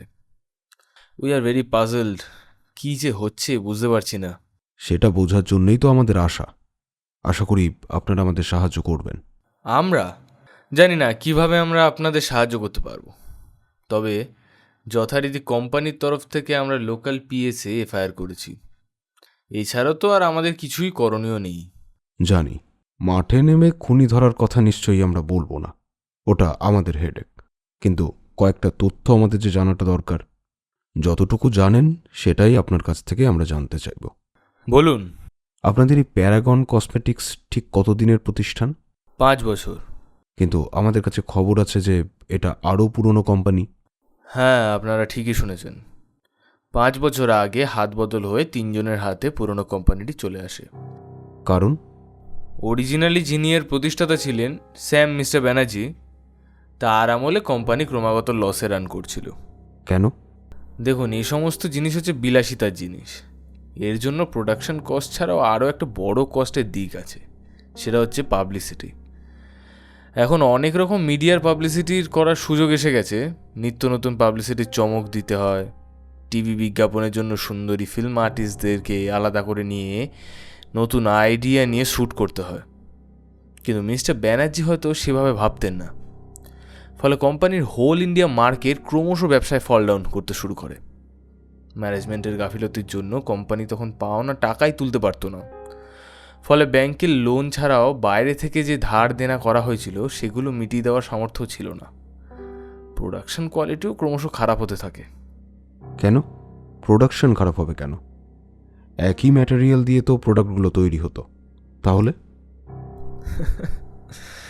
মালিক তো আর নিজের হাতে প্রোডাকশন করেন না, তাকে আমাদের ওপর ডিপেন্ড করতে হয়। Chief chemist, skilled product man, good labour. কিন্তু যেদিন থেকে কোম্পানির অর্থ উপার্জন কমতে শুরু করলো, স্টাফেরা 3 মাস খেটে হয়তো 1 মাসের মাইনে পেত, কখনো কখনো আরও দেরি হতো। স্বাভাবিকভাবেই কোম্পানি লিকুইডেশনে যেতে বাধ্য হলো। বুঝলাম। তা সেই মরা কোম্পানির হাল ফেরালো কারা? আজ যে 3 জন ডিরেক্টর আছেন, ওরাই কোম্পানিটা কিনে নেন, ধার দেনা সব শোধ করেন। তারপরেই কি নাম পরিবর্তন? হ্যাঁ স্যার, গুডউইল যদি ব্যাড হতে আরম্ভ করে তখন নতুন করে নতুন কলেবরে তো তাকে বাজারে আসতেই হবে। আর এদের 3 জনের আউটলুক খুব মডার্ন। বিদেশি কোম্পানিগুলোর মতো যেমনভাবে ওরা বাজার ক্যাপচার করে, সেভাবেই আপাতত প্যারাগন কসমেটিক্স তাদের স্টেপগুলো ফেলা শুরু করেছে। এখন তো মিডিয়ার সবথেকে বেশি সুফল আমরা পাই টিভি বিজ্ঞাপনে, তারপর লিডিং পেপারগুলো তো রয়েছেই। আচ্ছা ত্রিদিবেশবাবু, কে আপনাদের শত্রু হতে পারে বলে আপনার মনে হয়? কোনো রাইভাল গ্রুপ? আমাদের গুডস এখন একচেটিয়াভাবে বিজনেস করছে, বলতে পারেন নর্থ ইস্ট সাউথ ওয়েস্ট প্রায় সর্বত্রই। আশেপাশে তেমন কোনো রাইভেল এখনও দেখা দিচ্ছে না, তবে ব্যবসার ক্ষেত্রে আমি মনে করি উপযুক্ত কোনো রাইভেল থাকাটা প্রয়োজন, না হলে উত্তরোত্তর ভালো প্রোডাক্ট তৈরি হয় না। তার মানে আপনাদের কোনো রাইভাল মাথাচাড়া দিচ্ছে? এখনো পর্যন্ত তেমন কাউকে দেখছি না। অর্থাৎ আপনারা এখন মনোপলিতেই রান করছেন, কিন্তু আপনাদের দুজন ডাইরেক্টর হঠাৎ খুন হলেন কেন? একজন তার চেম্বারে বসে আর অন্যজন হাওড়া স্টেশনের ভিড়ের মধ্যে। এদের কি কোনো বিশেষ শত্রু ছিল? ঠিক বুঝতে পারছি না। অতীতে কি এরা এমন কিছু করেছিল যে শত্রুতা তখন থেকেই শুরু হয়েছে? মাফ করবেন স্যার, আমি এই কোম্পানি জয়েন করেছি মাত্র 5 বছর। অর্থাৎ হাত বদলের ঠিক পরেই? হ্যাঁ, তা বলতে পারেন। তার আগে কোথায় ছিলেন? একটা কেমিক্যালের ফার্মে। নানা রকম এক্সপেরিমেন্ট হতো বটে, তবে সেটাও খুব ঢিলে তালে কাজ হতো। এইখানে ভালো অফার পেলাম তাই চলে এলাম। আচ্ছা, জীবন গোস্বামীর ফ্যামিলিতে কে কে আছেন? উনি, ওনার স্ত্রী আর 2টি পুত্র। ছেলেরা কি করেন? একজন দুবাইতে আছে আর একজন বেলজিয়ামে। ওরাও মোটামুটি ওখানেই সেটেলড, কাল ভদ্রে এখানে আসে। জীবনবাবু আগে কোথায় কাজ করতেন? আগে আমাদের 3জন ডিরেক্টর আছেন, মানে জীবনবাবু, সোমেনবাবু আর অশোক লাহিড়ী। 3জনই পুরনো কোম্পানিতে বেশ ভালো পোস্টেই চাকরি করতেন। তাহলে বেশ সুবিধেই হয়েছে। আগে আমি ঠিক বুঝলাম না। একটা মরা কোম্পানিকে ঢেলে সাজাতে গেলে প্রচুর টাকা কড়ি লাগে। ফিনান্সটা কিভাবে এসেছে জানা যাবে? কারণ তার আগে তো কোম্পানির লায়াবিলিটিস মেটাতে হয়েছে, তারপর তো সাজন গোছন। ওরা কোত্থেকে টাকা পেয়েছেন সে খবর আমি রাখি না, রাখার সম্ভবত কোনো দরকারও নেই। তবে সিক কোম্পানি দেখিয়ে সরকার এবং ব্যাংকের থেকে অনেক টাকা ধার করেছে, এটাই আমি শুনেছি। ম্যানেজার হিসেবে কিছু খবর তো আপনার রাখাটা উচিত। কোনো চিট ফান্ড থেকে কি টাকা কড়ি নেওয়া হয়েছিল, জানেন কিছু? না, ডিরেক্টররা এসব নিয়ে আমার সঙ্গে আলোচনা করতেন না। আমার জব কোম্পানির সেল ইনক্রিজ করানো, ব্যাস। আচ্ছা, সৌমেন ঘোষ সম্বন্ধে কতটা জানেন? উনি তো স্যার আমাদের গোলাম ভাবতেন, ভালো করে কথাই বলতেন না। পিআরও ছিলেন তো, ফটাফট ইংরাজি ঝাড়তেন, নিত্য নতুন স্যুট পরতেন, আর নিজের চেম্বারে বসে দিন রাত ফোন আলাপ করতেন। আর একটা জিনিস করতেন, সেটা হচ্ছে হিল্লি দিল্লি চষতেন। কেন? সেল প্রমোশনটা তো ওনার সাবজেক্ট, হয়তো সেজন্যই এত বিশ্ব পরিক্রমা। বাড়িতে কে আছে ওনার? ত্রিদিবেশ চুপ করলেন। হঠাৎ নীলি তাগিদ দেয়। চুপ করলেন কেন, বলুন। এই চেয়ারে বসে কি? ভুলে যাবেন না মিস্টার ত্রিদিবেশ, কেসটা এখনো ক্রাইম ব্রাঞ্চেরই আন্ডারে আছে। ভয় না পেয়ে সবকিছু বলুন। ওনার নানা রকম ভয়েসেস ছিল, বিশেষ করে 2টো ব্যাপারে ওনার বোধ হয় তেমন কোনো কন্ট্রোলই ছিল না। অরূপ বলে, মদ মেয়ে না মদ পাট? আগে প্রথমটা। বিয়ে থা করেননি? ডিভোর্স হয়ে গেছে। হবেই তো, সুন্দরী বউ, কিন্তু মাল খেয়ে রেগুলারলি বউ ঠাঙাতেন। ন্যাচারালি মহিলাও শিক্ষিত এবং যথেষ্ট সুন্দরী, মানবেন কেন? মহিলার নাম জানা আছে? মহিলার নাম স্যার শুনেছি কস্তুরী সান্যাল। স্বামীর পদবি ব্যবহার করেন না, থাকেন পিতৃগৃহে, মানে গল্ফ গ্রিনে। বোধহয় সিরিয়াল টিরিয়ালের নাম লিখিয়েছেন। হঠাৎ নীল উঠে দাঁড়ায়। আজ আমরা উঠি। আরেকজন ডাইরেক্টর মানে? অশোক লাহিড়ী। ওনার কাজটা কি? অ্যাকাউন্টটা দেখাশোনা করেন, রেগুলারলি আয় ব্যয় চেক করেন।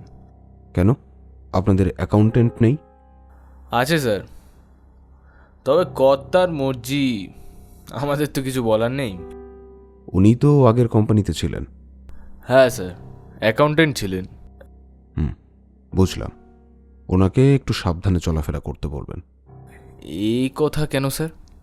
যেভাবে একই কোম্পানির 2জন টপমোস্ট খুন হলেন, তৃতীয় ব্যক্তির জীবন কি খুব নিরাপদ বলে আপনার মনে হয়? আপনি কি মনে করছেন কোনো কমন শত্রুতা আছে? Future will open the past. বৈভবীর মনটা ভালো নেই। রোশন চলে যাওয়ার পর ওর মনে হচ্ছে যেন তার অনেক কিছুই হারিয়ে গিয়েছে, অথচ এটা তো হবার কথা ছিল না। কালিম্পংয়ে হয়েছিল একটা খেলা। 18 কিশোর আর 14 কিশোরীর প্রথম দিনে দেখা এনেছিল কিছু মোহ, কিছু অন্যরকম অনুভূতি। বৈভবী ভেবেছিল এরা সব শহুরে ছেলে, শহরে ফিরলেই তাকে ভুলে যাবে, কিন্তু রোশন আবার ফিরে এসেছিল। সঙ্গে 15 দিন তারা ছিল একদম পাশাপাশি, চলে এসেছিল হৃদয়ের সন্নিকটে। তারপর 6টা বছর কোথা থেকে যেন কেটে গিয়েছিল। সে ফিরেছিল কলকাতায়। তারপর সে আর তার মা একেবারে নিঃস্ব, সহায় সম্বলহীন। একবার মনে হয়েছিল যে রোশনের সঙ্গে দেখা করে, কিন্তু অন্তরে হয়েছিল অন্য এক অনুভূতি। তারপর তার জীবনের মোড়টাই ঘুরে গেল। হঠাৎ বৈভবীর মোবাইলটা বেজে ওঠে। এত রাতে তাকে কে ফোন করতে পারে? নিশ্চয়ই সুরন্দর সিং, তার বস। কে জানে, কাল হয়তো আবার কেউ আসবে না, তাকে হয়তো জায়গাটা রিপ্লেস করতে হবে। ভিউ স্ক্রিনে দেখলো আননোন নাম্বার। ওপাশ থেকে একটা পুরুষের কণ্ঠ ভেসে আসে। বৈভবী বলছো? কণ্ঠস্বর অপরিচিত, তবুও অ্যাকসেপ্ট করে বলল, বলছি। আপনি কে বলছেন? আমি নন্দন চ্যাটার্জি। মনে পড়ে নামটা? ও মাই গড, রোশনকে যদি মনে রাখতে পারি, তার প্রিয় বন্ধুকেই নিশ্চয়ই মনে পড়বে। কিন্তু এত রাত্রে হঠাৎ তুমি? কোনো বিপদ আপদ? বিপদ এবং আপদ তো সব তো একটা সন্ধ্যাতেই এসেছিল, সব শেষ করে দিয়ে চলে গেছে। আমিও ভালো নেই নন্দন। রোশনের বাবা মা এরা কেমন আছেন? এ কথা কি নতুন করে জিজ্ঞেস করার কোনো মানে আছে? জানি না, তোমার সঙ্গে কি একবার দেখা করা যেতে পারে না? কি হবে বৈভবী? সেতু বন্ধনের সেতুটা যে ভেঙে গেছে। রোশনের মৃত্যুটা আমি মনে করি না কোনো দুর্ঘটনা। হ্যাঁ বৈভবী, আমিও তা মনে করি না। তোমাকে আমার অনেক কিছু বলার আছে। দেখা করবে? কখন আর কবে আমাকে বলো না। বেশ, তুমি তো একটা অন্য ধরনের প্রফেশনে জড়িয়ে আছো, দেখা করার কি সময় পাবে? কেন? আমার কি শরীর খারাপ হতে পারে না?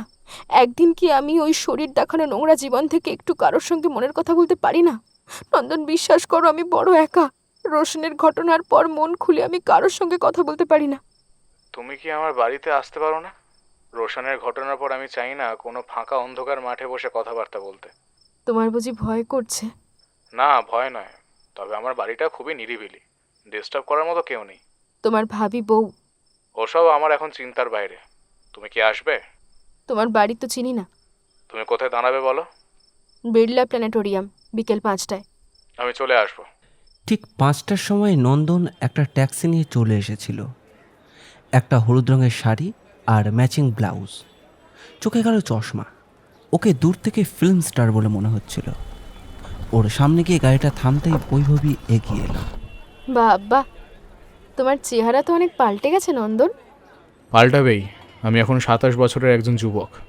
তুমি কি এখনও আমাকে আন্ডার-20 ইমেজে আশা করছিলে? নাও, উঠে এসো। আমরা যাব কোথায়? গড়িয়া। ও বাবা, তাহলে বাড়ি ফিরবো কি করে? আমার বাবার একটা গাড়ি আছে, খুবই মামুলি গাড়ি, মারুতি 800। অবশ্য তাতে তোমার ফিরতে অসুবিধা হবে না, আমি ড্রাইভিং জানি, কোনো অসুবিধা হবে না। 3 তলায় নিজের ঘরে বসে দুজনের অনেক কথা হলো। সিংহভাগ জুড়েই ছিল রোশন। একসময় নন্দন বলল, নীল ব্যানার্জি আমাকে আর তোমাকে সন্দেহের তালিকায় রেখে দিয়েছেন। করতেই পারে। আমি ছিলাম ওর প্রেমিক, আর তুমি আমাদের কমন ফ্রেন্ড। পুলিশ কল্পনা করে নিতেই পারে 3 জনের মধ্যে একটা ট্রায়াঙ্গুলার এপিসোড হয়তো গড়ে উঠেছিল। তাই আমাকে পাবার জন্য তুমি রোশনকে খুন করেছো। ওরা তো বরাবরই তিলকে তাল তৈরি করে। ওদের সন্দেহটাকে কি তুমি বিশ্বাস করো? অন্য কেউ হলে করলেও করতে পারতুম, বাট নট ইউ। তোমার পক্ষে কি রোশনকে খুন করা সম্ভব? বাঁচালে। অবশ্য আমাদের দুজনের জোরালো অ্যালিবি আছে। আমরা দুজন তাহলে স্পটের ধারে কাছেও ছিলাম না, কিন্তু বৈভবী প্রাথমিক শোকটা কাটিয়ে উঠে আমার কেবল মনে হচ্ছে কেন কেউ রোশনকে খুন করবে? ও তো কারোর কোনো ক্ষতি করেনি। আর ইউ শিওর ও কারোর কোনো ক্ষতি করেনি? 100% শিওর। ওর মতো innocent and very much sincere to his love আমি খুব কমই দেখেছি। আচ্ছা বৈভবী, তোমায় একটা কথা জিজ্ঞেস করছি। তুমি সেদিনের অ্যাপয়েন্টমেন্টটা ক্যান্সেল করলে এবং সেটা জানিয়ে দিয়েছিলে, শিওর? তার মানে আমার মোবাইলের কল লগ দেখলেই বোঝা যাবে সেদিন বিকেল 4টের সময় ওকে আমি ফোন করেছিলাম কি না? আহা, তুমি অন্যভাবে নিচ্ছ কেন? আমার জিজ্ঞাসা, তুমি ফোন করা সত্ত্বেও ভিক্টোরিয়ার পাশের গ্রাউন্ডেও যাবে কেন? এবং যেখানে ওর ডেড বডি পাওয়া গেছে পুলিশ বলছে সেখানে তেমন কোনো আলো ছিল না। একা একা মাঠে ঘুরছিল তোমার বিরহে। ওকে আমার এতটা নাবালক বলে তো মনে হয় না। এই ভাবনাটা আমারও এসেছিল, কেন ও সেদিন ওখানে গিয়েছিল। আর একটা ভাবনা আমার মাথায় ঘোরে, খুনি কি ভুল করে ওকে মেরে দিয়েছে? কি জানি, আমি কিছুই বুঝতে পারছি না। যাই হোক, তুমি হঠাৎ আমায় ডাকলে কেন? মনটা আমার একদম ভালো নেই। যে কাজটা আমি করছি সেটা আমার করার কথা ছিল না। আমার অ্যাম্বিশন ছিল ডাক্তার হবার, স্বাদ ছিল রোশনকে নিয়ে একটা সুন্দর জীবনের। বরাতটা আমার সত্যি খুব খারাপ সব দিক থেকে। আরও কি জানো, রোশনের সেই হাসি হাসি মুখটা সর্বদাই চোখের ওপরে ভেসে থাকে, সরাতে চাইলেও সে সরে না। আমি বোধহয় কোনোদিনই ওকে ভুলতে পারবো না। কিন্তু ভুলতে তো হবেই, নইলে তুমি বাঁচবে কি করে? ভালোবাসার মানুষকে হারিয়ে কি কারোর বাঁচতে ইচ্ছে করে? ও যে আমার ছোটবেলার প্রেম। তুমিও তো একজনকে ভালোবাসো, পারবে যদি সে চিরদিনের মতো তোমার কাছের থেকে চলে যায় সেটা সহ্য করতে? তুমি কি ভাবছো রোশন চলে যেতে আমি খুবই আনন্দে আছি? ও যে আমার ছোটবেলার বন্ধু। জানো, রোশনের খবরটা পাওয়ার পর আমার মা বলেছিলেন আমার এক ছেলেকে আমি হারিয়ে ফেললুম। রোশনের মা কেমন আছেন? রোশনের মা কেমন থাকতে পারেন এটা তুমি আন্দাজ করতে পারো না। পারি। রোশনের মায়ের সঙ্গে কি একবার দেখা করতে পারি? ওদের এখন খুবই দুঃখের সময়। এই সময় তুমি কিন্তু কোনো পরিচয় তুমি ওখানে যাবে? হ্যাঁ, মানুষ কি মানুষের বাড়ি যায় না? রোশনের বন্ধু হিসেবে তো যেতে পারি। কিন্তু তুমি কিছু চিন্তা করো না, আমি এমন কিছু বলবো না বা এমন কিছু করব না যাতে উনি মনে কষ্ট পান। তুমি কি আমায় নিয়ে যাবে? ওনাকে একবার দেখবো, একটা প্রণাম করেই চলে আসবো। বেশ, নিয়ে যাব। প্যারাগন কসমেটিক্সের দুজন ডিরেক্টরের অপঘাতে মৃত্যুর পর এখন অশোক লাহিড়ীর ওপরেই কোম্পানির সব দায়িত্ব এসে পড়েছে। অশোক লাহিড়ীর বয়স বেশি নয়, 40-এর কোঠায়। জীবন গোস্বামী আর সৌমেন ঘোষ দুজনেই ছিলেন অশোকের সিনিয়র। ডিরেক্টরের একজন হলেও তার মতামত খুব একটা গ্রাহ্য করতেন না জীবনবাবু বা সৌমেনবাবু। অশোক যেন নাম কাওয়াজতেই একজন ডিরেক্টর। তবে কি এবার তার পালা? কিন্তু কে? এটা কি কোনো প্রতিশোধ নেবার জন্যই করা হচ্ছে? কিন্তু সে যতদূর জানে পূর্বতন মালিকের তেমন কোনো ওয়াডিশন ছিল না, আর মালিক তো তারপর আত্মহত্যা করেন। এখানে এসে আবার থমকাতে হয় অশোককে। সত্যিই কি মালিক সর্বশান্ত হয়ে আত্মহত্যা করেছিলেন, নাকি সেটাও কোনো খুন ছিল? এই প্রশ্নের জবাব তার কাছে নেই। অশোক এখন পুরনো সবকিছুই ভুলতে চায়। তার দীর্ঘ প্রত্যাশা প্যারাগন কসমেটিক্সের মালিকানা, যা আজ তার আয়ত্তে। হঠাৎ ফোনটা বেজে ওঠে, ল্যান্ডলাইনে। ফোন তুলে অশোক বলে, অশোক চৌধুরী বলছি। কে বলছেন? বাবা, কোম্পানির মালিক হয়েছ বলে 4 বছরের বিয়ে করা বউয়ের গলাটাও চিনতে পারছো না? ও সরি ম্যাডাম, আসলে কয়েকটা দুশ্চিন্তা মাথার মধ্যে ঘুরপাক খায় সর্বদাই, ওই জন্যেই হ্যাবসেন্ট মাইন্ডেড হয়ে পড়ি। বলো বলো, কি বলবে? আজকের তারিখটা কি বাবুর মনে আছে? ও মাই গড, আজ তো আমাদের বিয়ের দিন। সরি সরি, ভেরি সরি, আমি একেবারেই ভুলে গিয়েছিলাম। আজ কি আমরা কোনো রেস্তোরাঁয় যেতে পারি? মানে কোনো বড় হোটেলে? হোটেলে যাবে? হ্যাঁ, আসলে কি জানো, আমাদের দুজন ডিরেক্টরের আকস্মিক খুন হয়ে যাওয়ার পর না, মানে স্পিকিং ইট ফ্র্যাঙ্কলি, আমি একটু নার্ভাস ফিল করি। তাহলে কি করতে চাও বলো? চুপচাপ বাড়িতে বসে থাকবো মুখোমুখি, কপোত আর কপোতের মতো? না না, আমি সেটাও বলছি না। এক কাজ করো, আমাদের আবাসনে তোমার বিশেষ কয়েকজনকে রাতে নেমন্তন্ন করো। আমি ফেরার পথে সাক হোটেল থেকে নো চাইনিজ বাট মোগলাই খানা নিয়ে আসছি। বাড়িতে ড্রিঙ্কস কেমন স্টক আছে? যা আছে তাতে কুলোবে বলে তো মনে হয় না। তুমি 2টো হুইস্কির বটল নিয়ে নিও। ওকে, এই কজন হতে পারে? 5 জন বলবো, উইথ দেয়ার হাজব্যান্ডস। সেই বুঝে নিয়ে এসো, কাজের মেয়েটাও থাকবে না। অশোক ঘড়ি দেখল, 5:30। 6টায় অফিস বন্ধ হয়ে যায়। ম্যানেজার ত্রিদিবেশকে ডাকলো। বাড়ি থেকে একটা আর্জেন্ট ফোন এসেছিল, আমি একটু বেরিয়ে যাচ্ছি। ঠিকমতো অফিস বন্ধ করে সবাই চলে যাবে। কাশান থেকে হিসেব মতো খাবার নিয়ে বেরোতে বেরোতে প্রায় 45 মিনিট কেটে গেল। ওখান থেকে বেরিয়ে গাড়ি থামালো সুরিন্দর সিং ওয়াইন শপে। মিনিট 15-20 মধ্যে গাড়িতে ফিরে এসে অশোক বলল,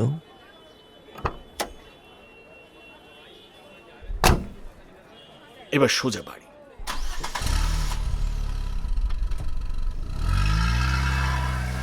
রাত 9টার সময় আবাসনের কেয়ারটেকার কাম ওয়াচম্যান এসে বেল টিপল অশোক চৌধুরীর বাড়ির ফ্ল্যাটে। বেলের আওয়াজ পেয়ে ঝর্ণা এসে দরজা খুলে দাঁড়ায়। ওয়াচম্যান ঝর্ণাকে বলে, গীতিকা ম্যাডাম আছেন তো? তুমি একবার ম্যাডামকে ডেকে দাও। ঝর্ণা গিয়ে খবর দিতেই বিথিকা ছুটে আসে। দু একজন পুরুষ বন্ধুকে ডেকে নিয়ে বিথিকা নিচে নেমে আসে। বারবার কাচের গায়ে ধাক্কা দিয়েও কোনো সাড়া না পেয়ে বিথিকা কিংকর্তব্য বিমূঢ় অবস্থায় যারা এসেছিলেন তাদের দিকে তাকালো। অনুসন্ধিৎসু চোখে অনেকেই এদিক ওদিক দিয়ে ভেতরটা দেখবার চেষ্টা করল। একজন সামনে সাদা কাচের মধ্যে দিয়ে উকি মারল। এদের মধ্যে একজন অপেক্ষাকৃত বয়স্ক শশাঙ্ক হালদার বললেন, ম্যাডাম, আমি ভালো বলছি না, আপনি পুলিশে খবর দিন। পুলিশ কেন? আমরা তো গাড়ির কাজ ভাঙতে পারি না, আর গাড়ি লক করা আছে। আমি পুলিশে খবর দিচ্ছি, ওরা এসে যা করার করবে। খবর পেয়েই লোকাল পিএস আর সঙ্গে একজন এসআই আর দুজন কনস্টেবল চলে এলো। বার কয়েক ধাক্কাধাক্কি করেও গাড়ির ভেতর থেকে কোনো শব্দ এলো না। বাধ্য হয়ে ড্রাইভারের দিকে লকের মধ্যে পুলিশের নিজস্ব আলপসার দিয়ে কি একটা ঘোরাঘুরি করতেই দরজাটা ওপেন হয়ে গেল। গাড়িতে কিন্তু কোনো ড্রাইভার ছিল না। পেছনের সিটের পাদানিতে মুখ থুবড়ে পড়েছিল অশোক চৌধুরীর প্রাণহীন দেহ। জায়গাটা রক্তে ভেসে গেছে। এসআই টর্চ ফেলে দেখলেন যে ডান দিকের রকে খুব ক্লোজ রেঞ্জ থেকে গুলি করা হয়েছে এবং একটি বুলেটেই সব শেষ। পুলিশ তার প্রাথমিক কাজগুলো সেরে ফেলল। ফোন করে পুলিশ ফটোগ্রাফারকে ডাকা হলো। তিনি বেশ কিছু ছবি টবিও তুললেন। বডি চলে গেল পুলিশ মর্গে। খবরটা পাওয়ার পর নীল কিছুক্ষণ অর্থপূর্ণ দৃষ্টিতে এএসআই অরূপ বাগচির দিকে তাকিয়ে রইল। কোনো নির্ভেজাল চাহনি নয়, অনেক জিজ্ঞাস্য আছে সেই দৃষ্টিতে। অরূপ জিজ্ঞাসা করল, স্যার কিছু বলবেন? ভেতরে কিন্তু আপনার অনেক প্রশ্ন জমেছে। সে প্রশ্নের জবাব না দিয়ে নীল বলল, দুজন ডাইরেক্টর মারা যাবার পর অশোক চৌধুরী আমায় একটু চিন্তায় রেখেছিল। বীরেশ খোচরটাকে আমি বলেছিলাম অশোক মুখার্জির উপরে নজর রাখতে। স্যার আপনি তো অশোকবাবুকেও সাসপেক্টের মধ্যেও রেখেছিলেন। হ্যাঁ, দুটো কারণে। যদি আততায়ী লক্ষ্য হয় প্যারাগন কসমেটিক্সের মালিকানায় ওঠার, তাহলে হয় এটা লিভিং পারসেশনের কোনো একটা ফায়দা, আর সে যদি না হয় তাহলে এমন কেউ একটা তৃতীয় ব্যক্তি আছেন যে নাকি কোম্পানির শত্রু। কোম্পানির শত্রু হলে তিনজন ডাইরেক্টরকে মেরে যে খুব একটা আখেরে লাভ হবে তেমনটা তো নাও হতে পারে। কিন্তু যদি কোনো রিভেঞ্জ নেবার ব্যাপার থাকে, তাহলে আমাদেরকে খুঁজে বার করতে হবে কেন পরপর তিনজন ডাইরেক্টরকে খুন করা হলো, মোটিভটা কী তার, আর কেন এই তিনজন। আরও একজন আছে স্যার। তুমি রোশনের সঙ্গে কথা বলেছ? হ্যাঁ স্যার। যোগসূত্র খুঁজে পাচ্ছি না। রোশনের সঙ্গে এই কোম্পানির তো কোনো লেনদেনই নেই। রোশনের ক্ষেত্রে আমার সন্দেহ ছিল দুজনের ওপরে, নন্দন আর বৈভবী। পারে a case of triangular love. PMR ballistic report এই ব্যাপারে চাই। কিন্তু স্যার একটা কথা মনে পড়ল। বলো। ড্রাইভারকে কিন্তু পাওয়া যাচ্ছে না। জানি। নাও গেট আপ। আমাদের এখন দুটো জায়গায় যেতে হবে। কোথায়? স্বাগতম আবাসন, যেখানে অশোক চৌধুরীর ফ্ল্যাট, আর প্যারাগন কসমেটিক্সের অফিসে। চলুন স্যার। লোকাল পুলিশে কি খবর দেবেন? Let them do their own jobs. আর ঘটনা তিনটে ঘটেছে তিনটি থানার এলাকায়। সময় নষ্ট না করে চলো আমাদের ভেঞ্চারে। এর আগে যখন নীল সৌমেন সোমের মার্ডারের ব্যাপারে এসেছিল, সেদিনের অবস্থা ছিল এর থেকেও করুণ। যেন শোকের হাট বসেছে। যে কজন কর্মচারী ছিল সবাই যেন ছড়িয়ে ছিটিয়ে রয়েছে, জায়গায় জায়গায় জটলা। এসেছে নীল, আর অরূপের রয়েছে অফিসিয়াল ড্রেস। একজনকে নীল জিজ্ঞাসা করল, ম্যানেজার কোথায়? চেনাই ছিল। নীল আর অরূপ সোজা চলে গেল ত্রিদিবেশের ঘরে। ত্রিদিবেশ আর দু একজন তখন বিকটভাবে নিজেদের মধ্যে কিছু আলোচনা করছিল। ওরা যেতেই সবাই বেশ স্বতন্ত্র হয়ে দাঁড়ালো। একটা চেয়ার টেনে বসতে বসতে নীল বলল, আপনাদের এখান থেকে কেউ একজন আমাকে ফোন করেছিলেন। আমি স্যার। Local PS? ওদের কাছ থেকেই তো আমরা খবরটা পাই। ওরাই ফোন করে জানায় যে অশোক স্যারের ডেড বডি পাওয়া গেছে ওনারই গাড়ির পাদানিতে। লোকাল থানা থেকে কেউ এসেছিল? হ্যাঁ স্যার, ওরা নানা রকম প্রশ্ন করে গেছে। তাহলে আপনি আমায় ফোন করলেন কেন? স্যার, পরপর 3জন কোম্পানির পরিচালক খুন হয়ে গেলেন। এর আগের 2জনের ব্যাপারে পুলিশ এখনও কোনো সমাধানে আসতে পারেনি। সে কারণেই পুলিশ তার কাজ ঠিকই করছে, এই নিয়ে আপনাদের উতলা হতে হবে না। এখন আপনাকে কয়েকটা প্রশ্ন করব, ঠিকঠাক উত্তর দিন। আপনার কোনো ধারণা আছে এই ধরনের কাজ কে বা কারা করতে পারে? কি হচ্ছে, কেনই বা হচ্ছে, কি আমাদের কারোর এই বিষয়ে কোনো ধারণাই নেই। মানে অনেকটা বিষয়টা এরকম হয়ে গেছে যে বিনা মেঘে বজ্রপাতের মতো। আমরা এখনো কিছু বিশ্বাস করেই উঠতে পারছি না। কোনো সাবোটেজের ব্যাপার? অর্থাৎ কোম্পানিকে মানে প্যারাগন কসমেটিক্সের পরিকাঠামোকে পুরোপুরি দুর্বল করে দেওয়ার জন্য পরপর 3জনকে মার্ডার করা হলো? হতেও পারে। যদি হতে পারে বলে মনে হয় তাহলে বলুন তারা কারা। মানে আপনাদের কোনো রাইভাল কোম্পানি কি? আমাদের প্রোডাক্ট হচ্ছে সুগন্ধি তেল, সুগন্ধি সাবান এবং কিছু লেডিস কসমেটিক্স। সারা ভারতবর্ষে এরকম অনেক কোম্পানি আছে যারা এই ব্যবসাই করে। এর মধ্যে আমাদের কয়েকটা প্রোডাক্ট একটু বেশি চলে, তার জন্য 3জন ডিরেক্টর খুন হয়ে যাবে, এ তো ভাবাই যায় না। তাহলে বলছেন অন্য কোনো কারণ আছে? অন্য মানে কি কারণ থাকতে পারে সে তো আমাদের কারোরই কোনো মাথায় আসছে না। কারোর কোনো ব্যক্তিগত আক্রোশ? সেটা তো স্যার ঠিক বলতে পারবো না। আমি শুনেছিলাম ব্যানার্জি কসমেটিক্স সিক হয়ে যাওয়ার পর আপনাদের 3জন নিহত ডাইরেক্টর এই কোম্পানিটা কিনে নেন। যদিও ওরা ব্যানার্জি কসমেটিক্সের পূর্বতন কর্মচারী ছিলেন এবং তারা ছিলেন উচ্চপদস্থ কর্মচারী, তাই তো? হ্যাঁ স্যার। আপনিও তো চাকরি করতেন এই একই কোম্পানিতে। তবে আমি ছিলাম অর্ডিনারি পোস্টে, চাকরি আমার চলেও যেতে পারত। যেমন পুরনো অনেককেই সরে যেতে হয়েছে। কেন? হয়তো তারা কোম্পানির অনেক গোপন তথ্য জানতেন, মানে ট্রেড সিক্রেট। বর্তমান মালিকেরা সে কারণেই তাদের আর রাখেননি। সবটাই স্যার হয়তো, ডেফিনেট আমি কিছু বলতে পারবো না। অর্থাৎ আপনি হঠাৎ ওদের গুড বুকে চলে এলেন এবং সাধারণ কর্মচারী থেকে একেবারে ম্যানেজারের পোস্ট। হয়তো আমার কাজকর্মে ওরা সন্তুষ্ট হয়েছিলেন। তার মানে নতুন কোম্পানির ব্যাকগ্রাউন্ডে অনেক গোপন কিছু আছে যা আপনার জানা। আপনাকে উচ্চ পদে তুলে আনার কারণ এটাই হতে পারে কি যে আপনাকে ছাঁটাই করে দিলে কোম্পানি সমূহ বিপদ হতে পারে? এইসব আপনি কি বলছেন স্যার? আমি আগেও কোম্পানির বেতনভুক্তই ছিলাম, এখনও তাই। হ্যাঁ, পদোন্নতি ঘটেছে, মাইনেটা কিছু বেড়েছে, এর বেশি আমি কিছু জানি না, জানবার চেষ্টাও করি না। অর্থাৎ আপনি কিছু বলতে চান না। কেসটা যখন ক্রাইম ব্রাঞ্চের হাতে একদিন সবই বেরিয়ে পড়বে। আচ্ছা বলুন তো, যাদের যাদের স্যাক করা হয়েছিল তাদের তাদের নাম আর ঠিকানাটা জানেন কি না? নামগুলো জানি, কিন্তু ঠিকানা খোঁজ নিয়ে জানতে হবে। অফিস রেজিস্টারে পাওয়া যেতে পারে, অবশ্য যদি সব ওল্ড রেকর্ডস এখনও থেকে থাকে। জেনে আমাকে তাদের নাম আর ঠিকানাটা পাঠিয়ে দেবেন, ফোনেও জানাতে পারেন। এবার আপনাদের মদন ড্রাইভারকে ডাকুন। মদন? হ্যাঁ, মদন, যিনি সেদিন অরিজিনাল ড্রাইভারের বদলে ডিউটি করছিলেন, যিনি অশোক চৌধুরীকে সেদিন বাড়ি পৌঁছে দিতে গিয়েছিলেন। চিনতে পারছেন? হ্যাঁ, চিনতে পেরেছি স্যার। খোঁজ নিন, থাকলে ডেকে পাঠান। একটু পরে মদন নামধারী ড্রাইভারটি এসে দাঁড়ালো। নীল একবার মদনের আপাদমস্তক দেখে নিল। একেবারেই সাদামাটা চেহারা, খাকি প্যান্ট আর সাদা হাফ শার্ট, গুজে পড়া। নীল জিজ্ঞাসা করল, আপনার পুরো নামটা কি? গে মদন পরিদা। বাড়ি কোথায়? দমদম। ওখানে আছেন কতদিন? বছর 10। এখানে চাকরি কতদিনের? আগে 6 বছর। আগে কোথায় ছিলেন? এক বাবুর প্রাইভেট গাড়ি চালাতাম। এখানে কি করতে হয়? ভ্যান ডেলিভারি করতে হয়। বাড়িতে কে আছে? বউ, ছেলে, মেয়ে আর আমার বুড়ি মা। সেদিন আফসালের বদলে আপনাকে অশোকবাবুকে পৌঁছে দিতে যেতে বলা হয়েছিল। আগে হ্যাঁ। ডাইরেক্ট বাড়ি? না স্যার, উনি প্রথমে গেলেন কাসান হোটেলে, অনেক খাবার দাবার কিনলেন। তারপর?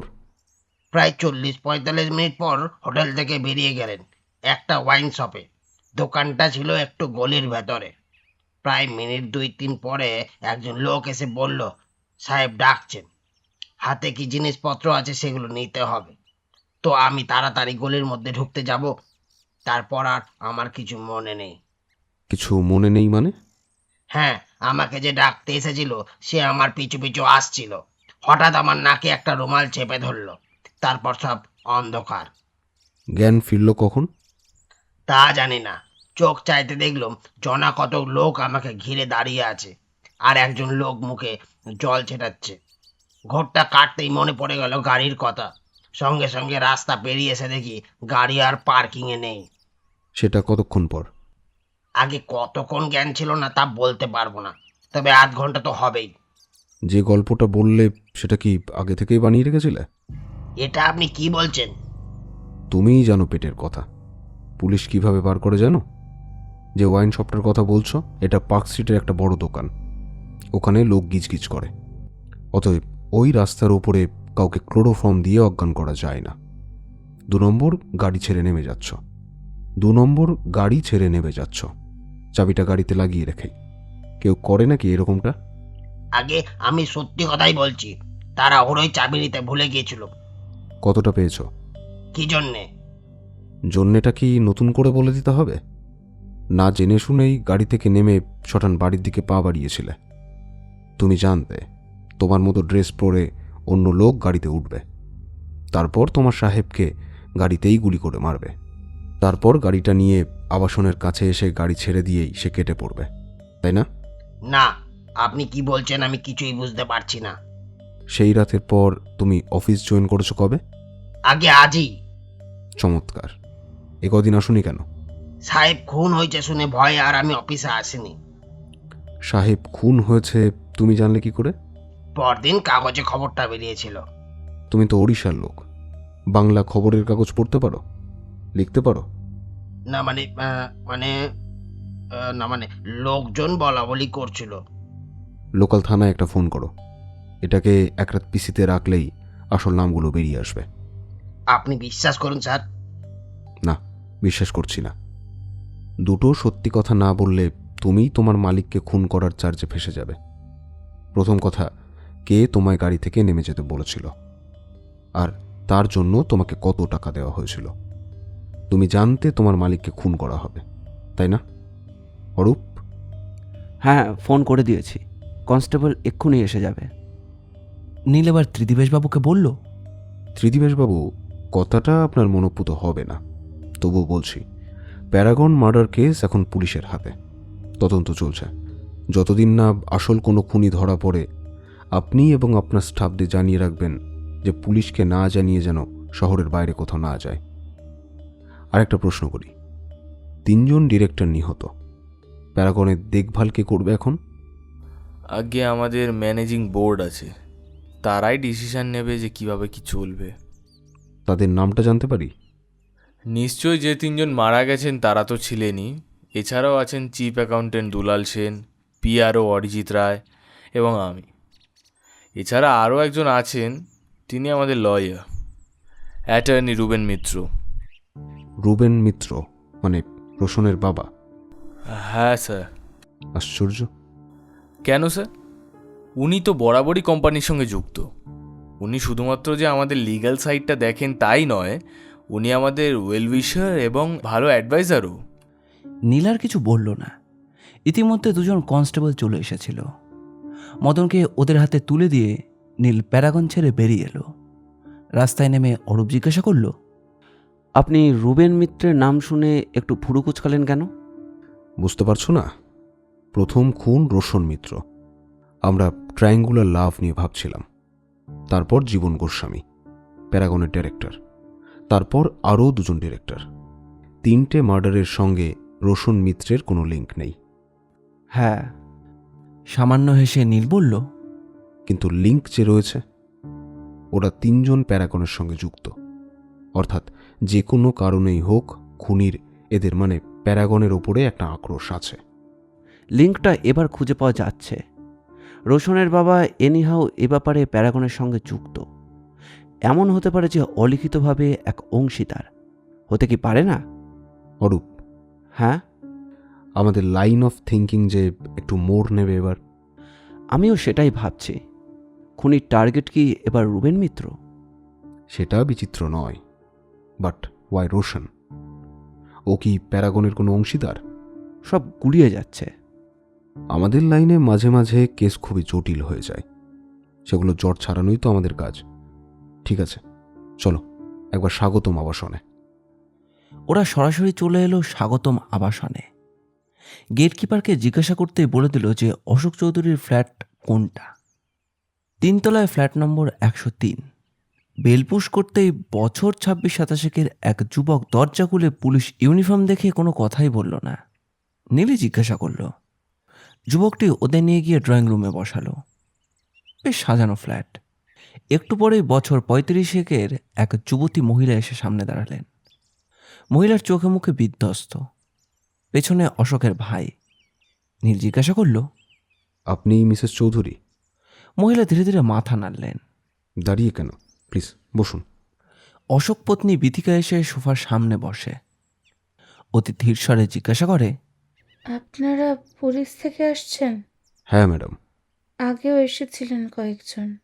হ্যাঁ, ওরা লোকাল থানার পুলিশ। বুঝতেই পারছেন কেসটা খুব একটা সাধারণ কেস নয়। পরপর 4টে খুন, 3 জন একই কনসার্নের। সেটা পুলিশ মহলকে কিন্তু ভাবাচ্ছে। ম্যাডাম, আপনি নিশ্চয়ই চান যে আপনার স্বামীর হত্যাকারী ধরা পড়ুক। সেটা তো 100 বার চাই। আর এটা একটা চেইন অফ মার্ডার্স, পরপর 3 জন।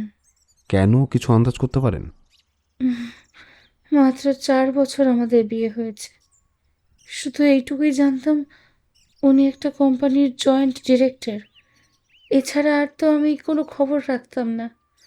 তাছাড়া অফিসের কোনো বৃত্তান্তই উনি আমার কাছে বলতেন না। এমনকি ওনার কত রোজগার সেটাও আমি জানি না।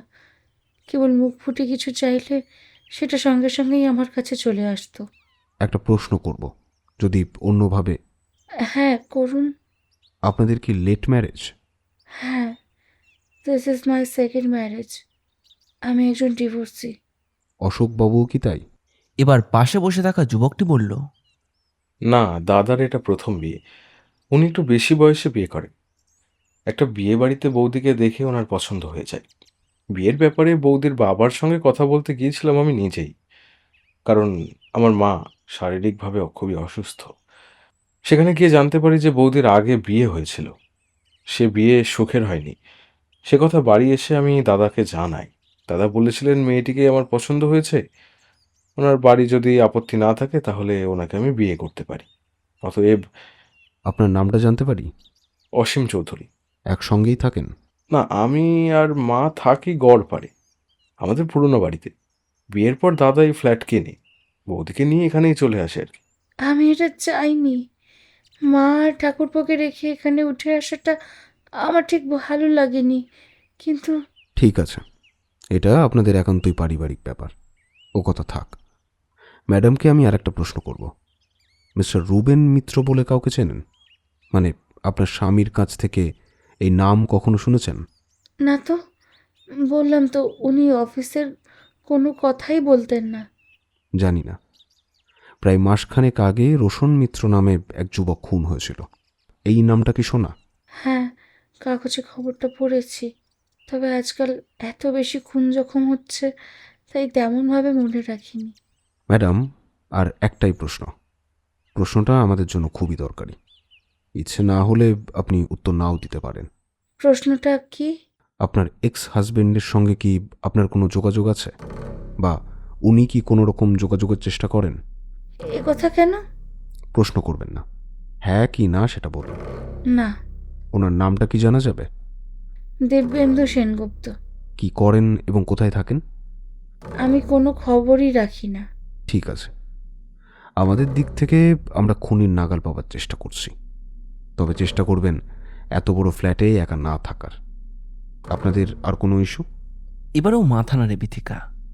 নীল আর অরূপ ফ্ল্যাট ছেড়ে বেরিয়ে আসে, কিন্তু তখন নীল জানতো না যে অফিস করে ফিরে এসে এমন একটা সংবাদ পাবে যেটা তার মস্তিষ্ককে আরও সজাগ করে তুলবে। গল্পটির প্রথম পর্ব ভালো লাগলে অবশ্যই লাইক করবেন, আর কীরকম লাগলো সেটি কমেন্ট করে জানাবেন। পরবর্তী পর্বের আপডেট পেতে আমাদের এই চ্যানেলটিকে সাবস্ক্রাইব করে রাখবেন। আমরা আপনাদের মধ্যে থেকে একটি কমেন্ট পিন করে দেব। এই রকম গোয়েন্দা গল্প আর অ্যাডভেঞ্চার গল্প আমরা প্রায়ই নিয়ে আসি। আমাদের চ্যানেলটি ঘুরেও আসতে পারেন। আপনাদের ভালোবাসা একান্ত কাম্য।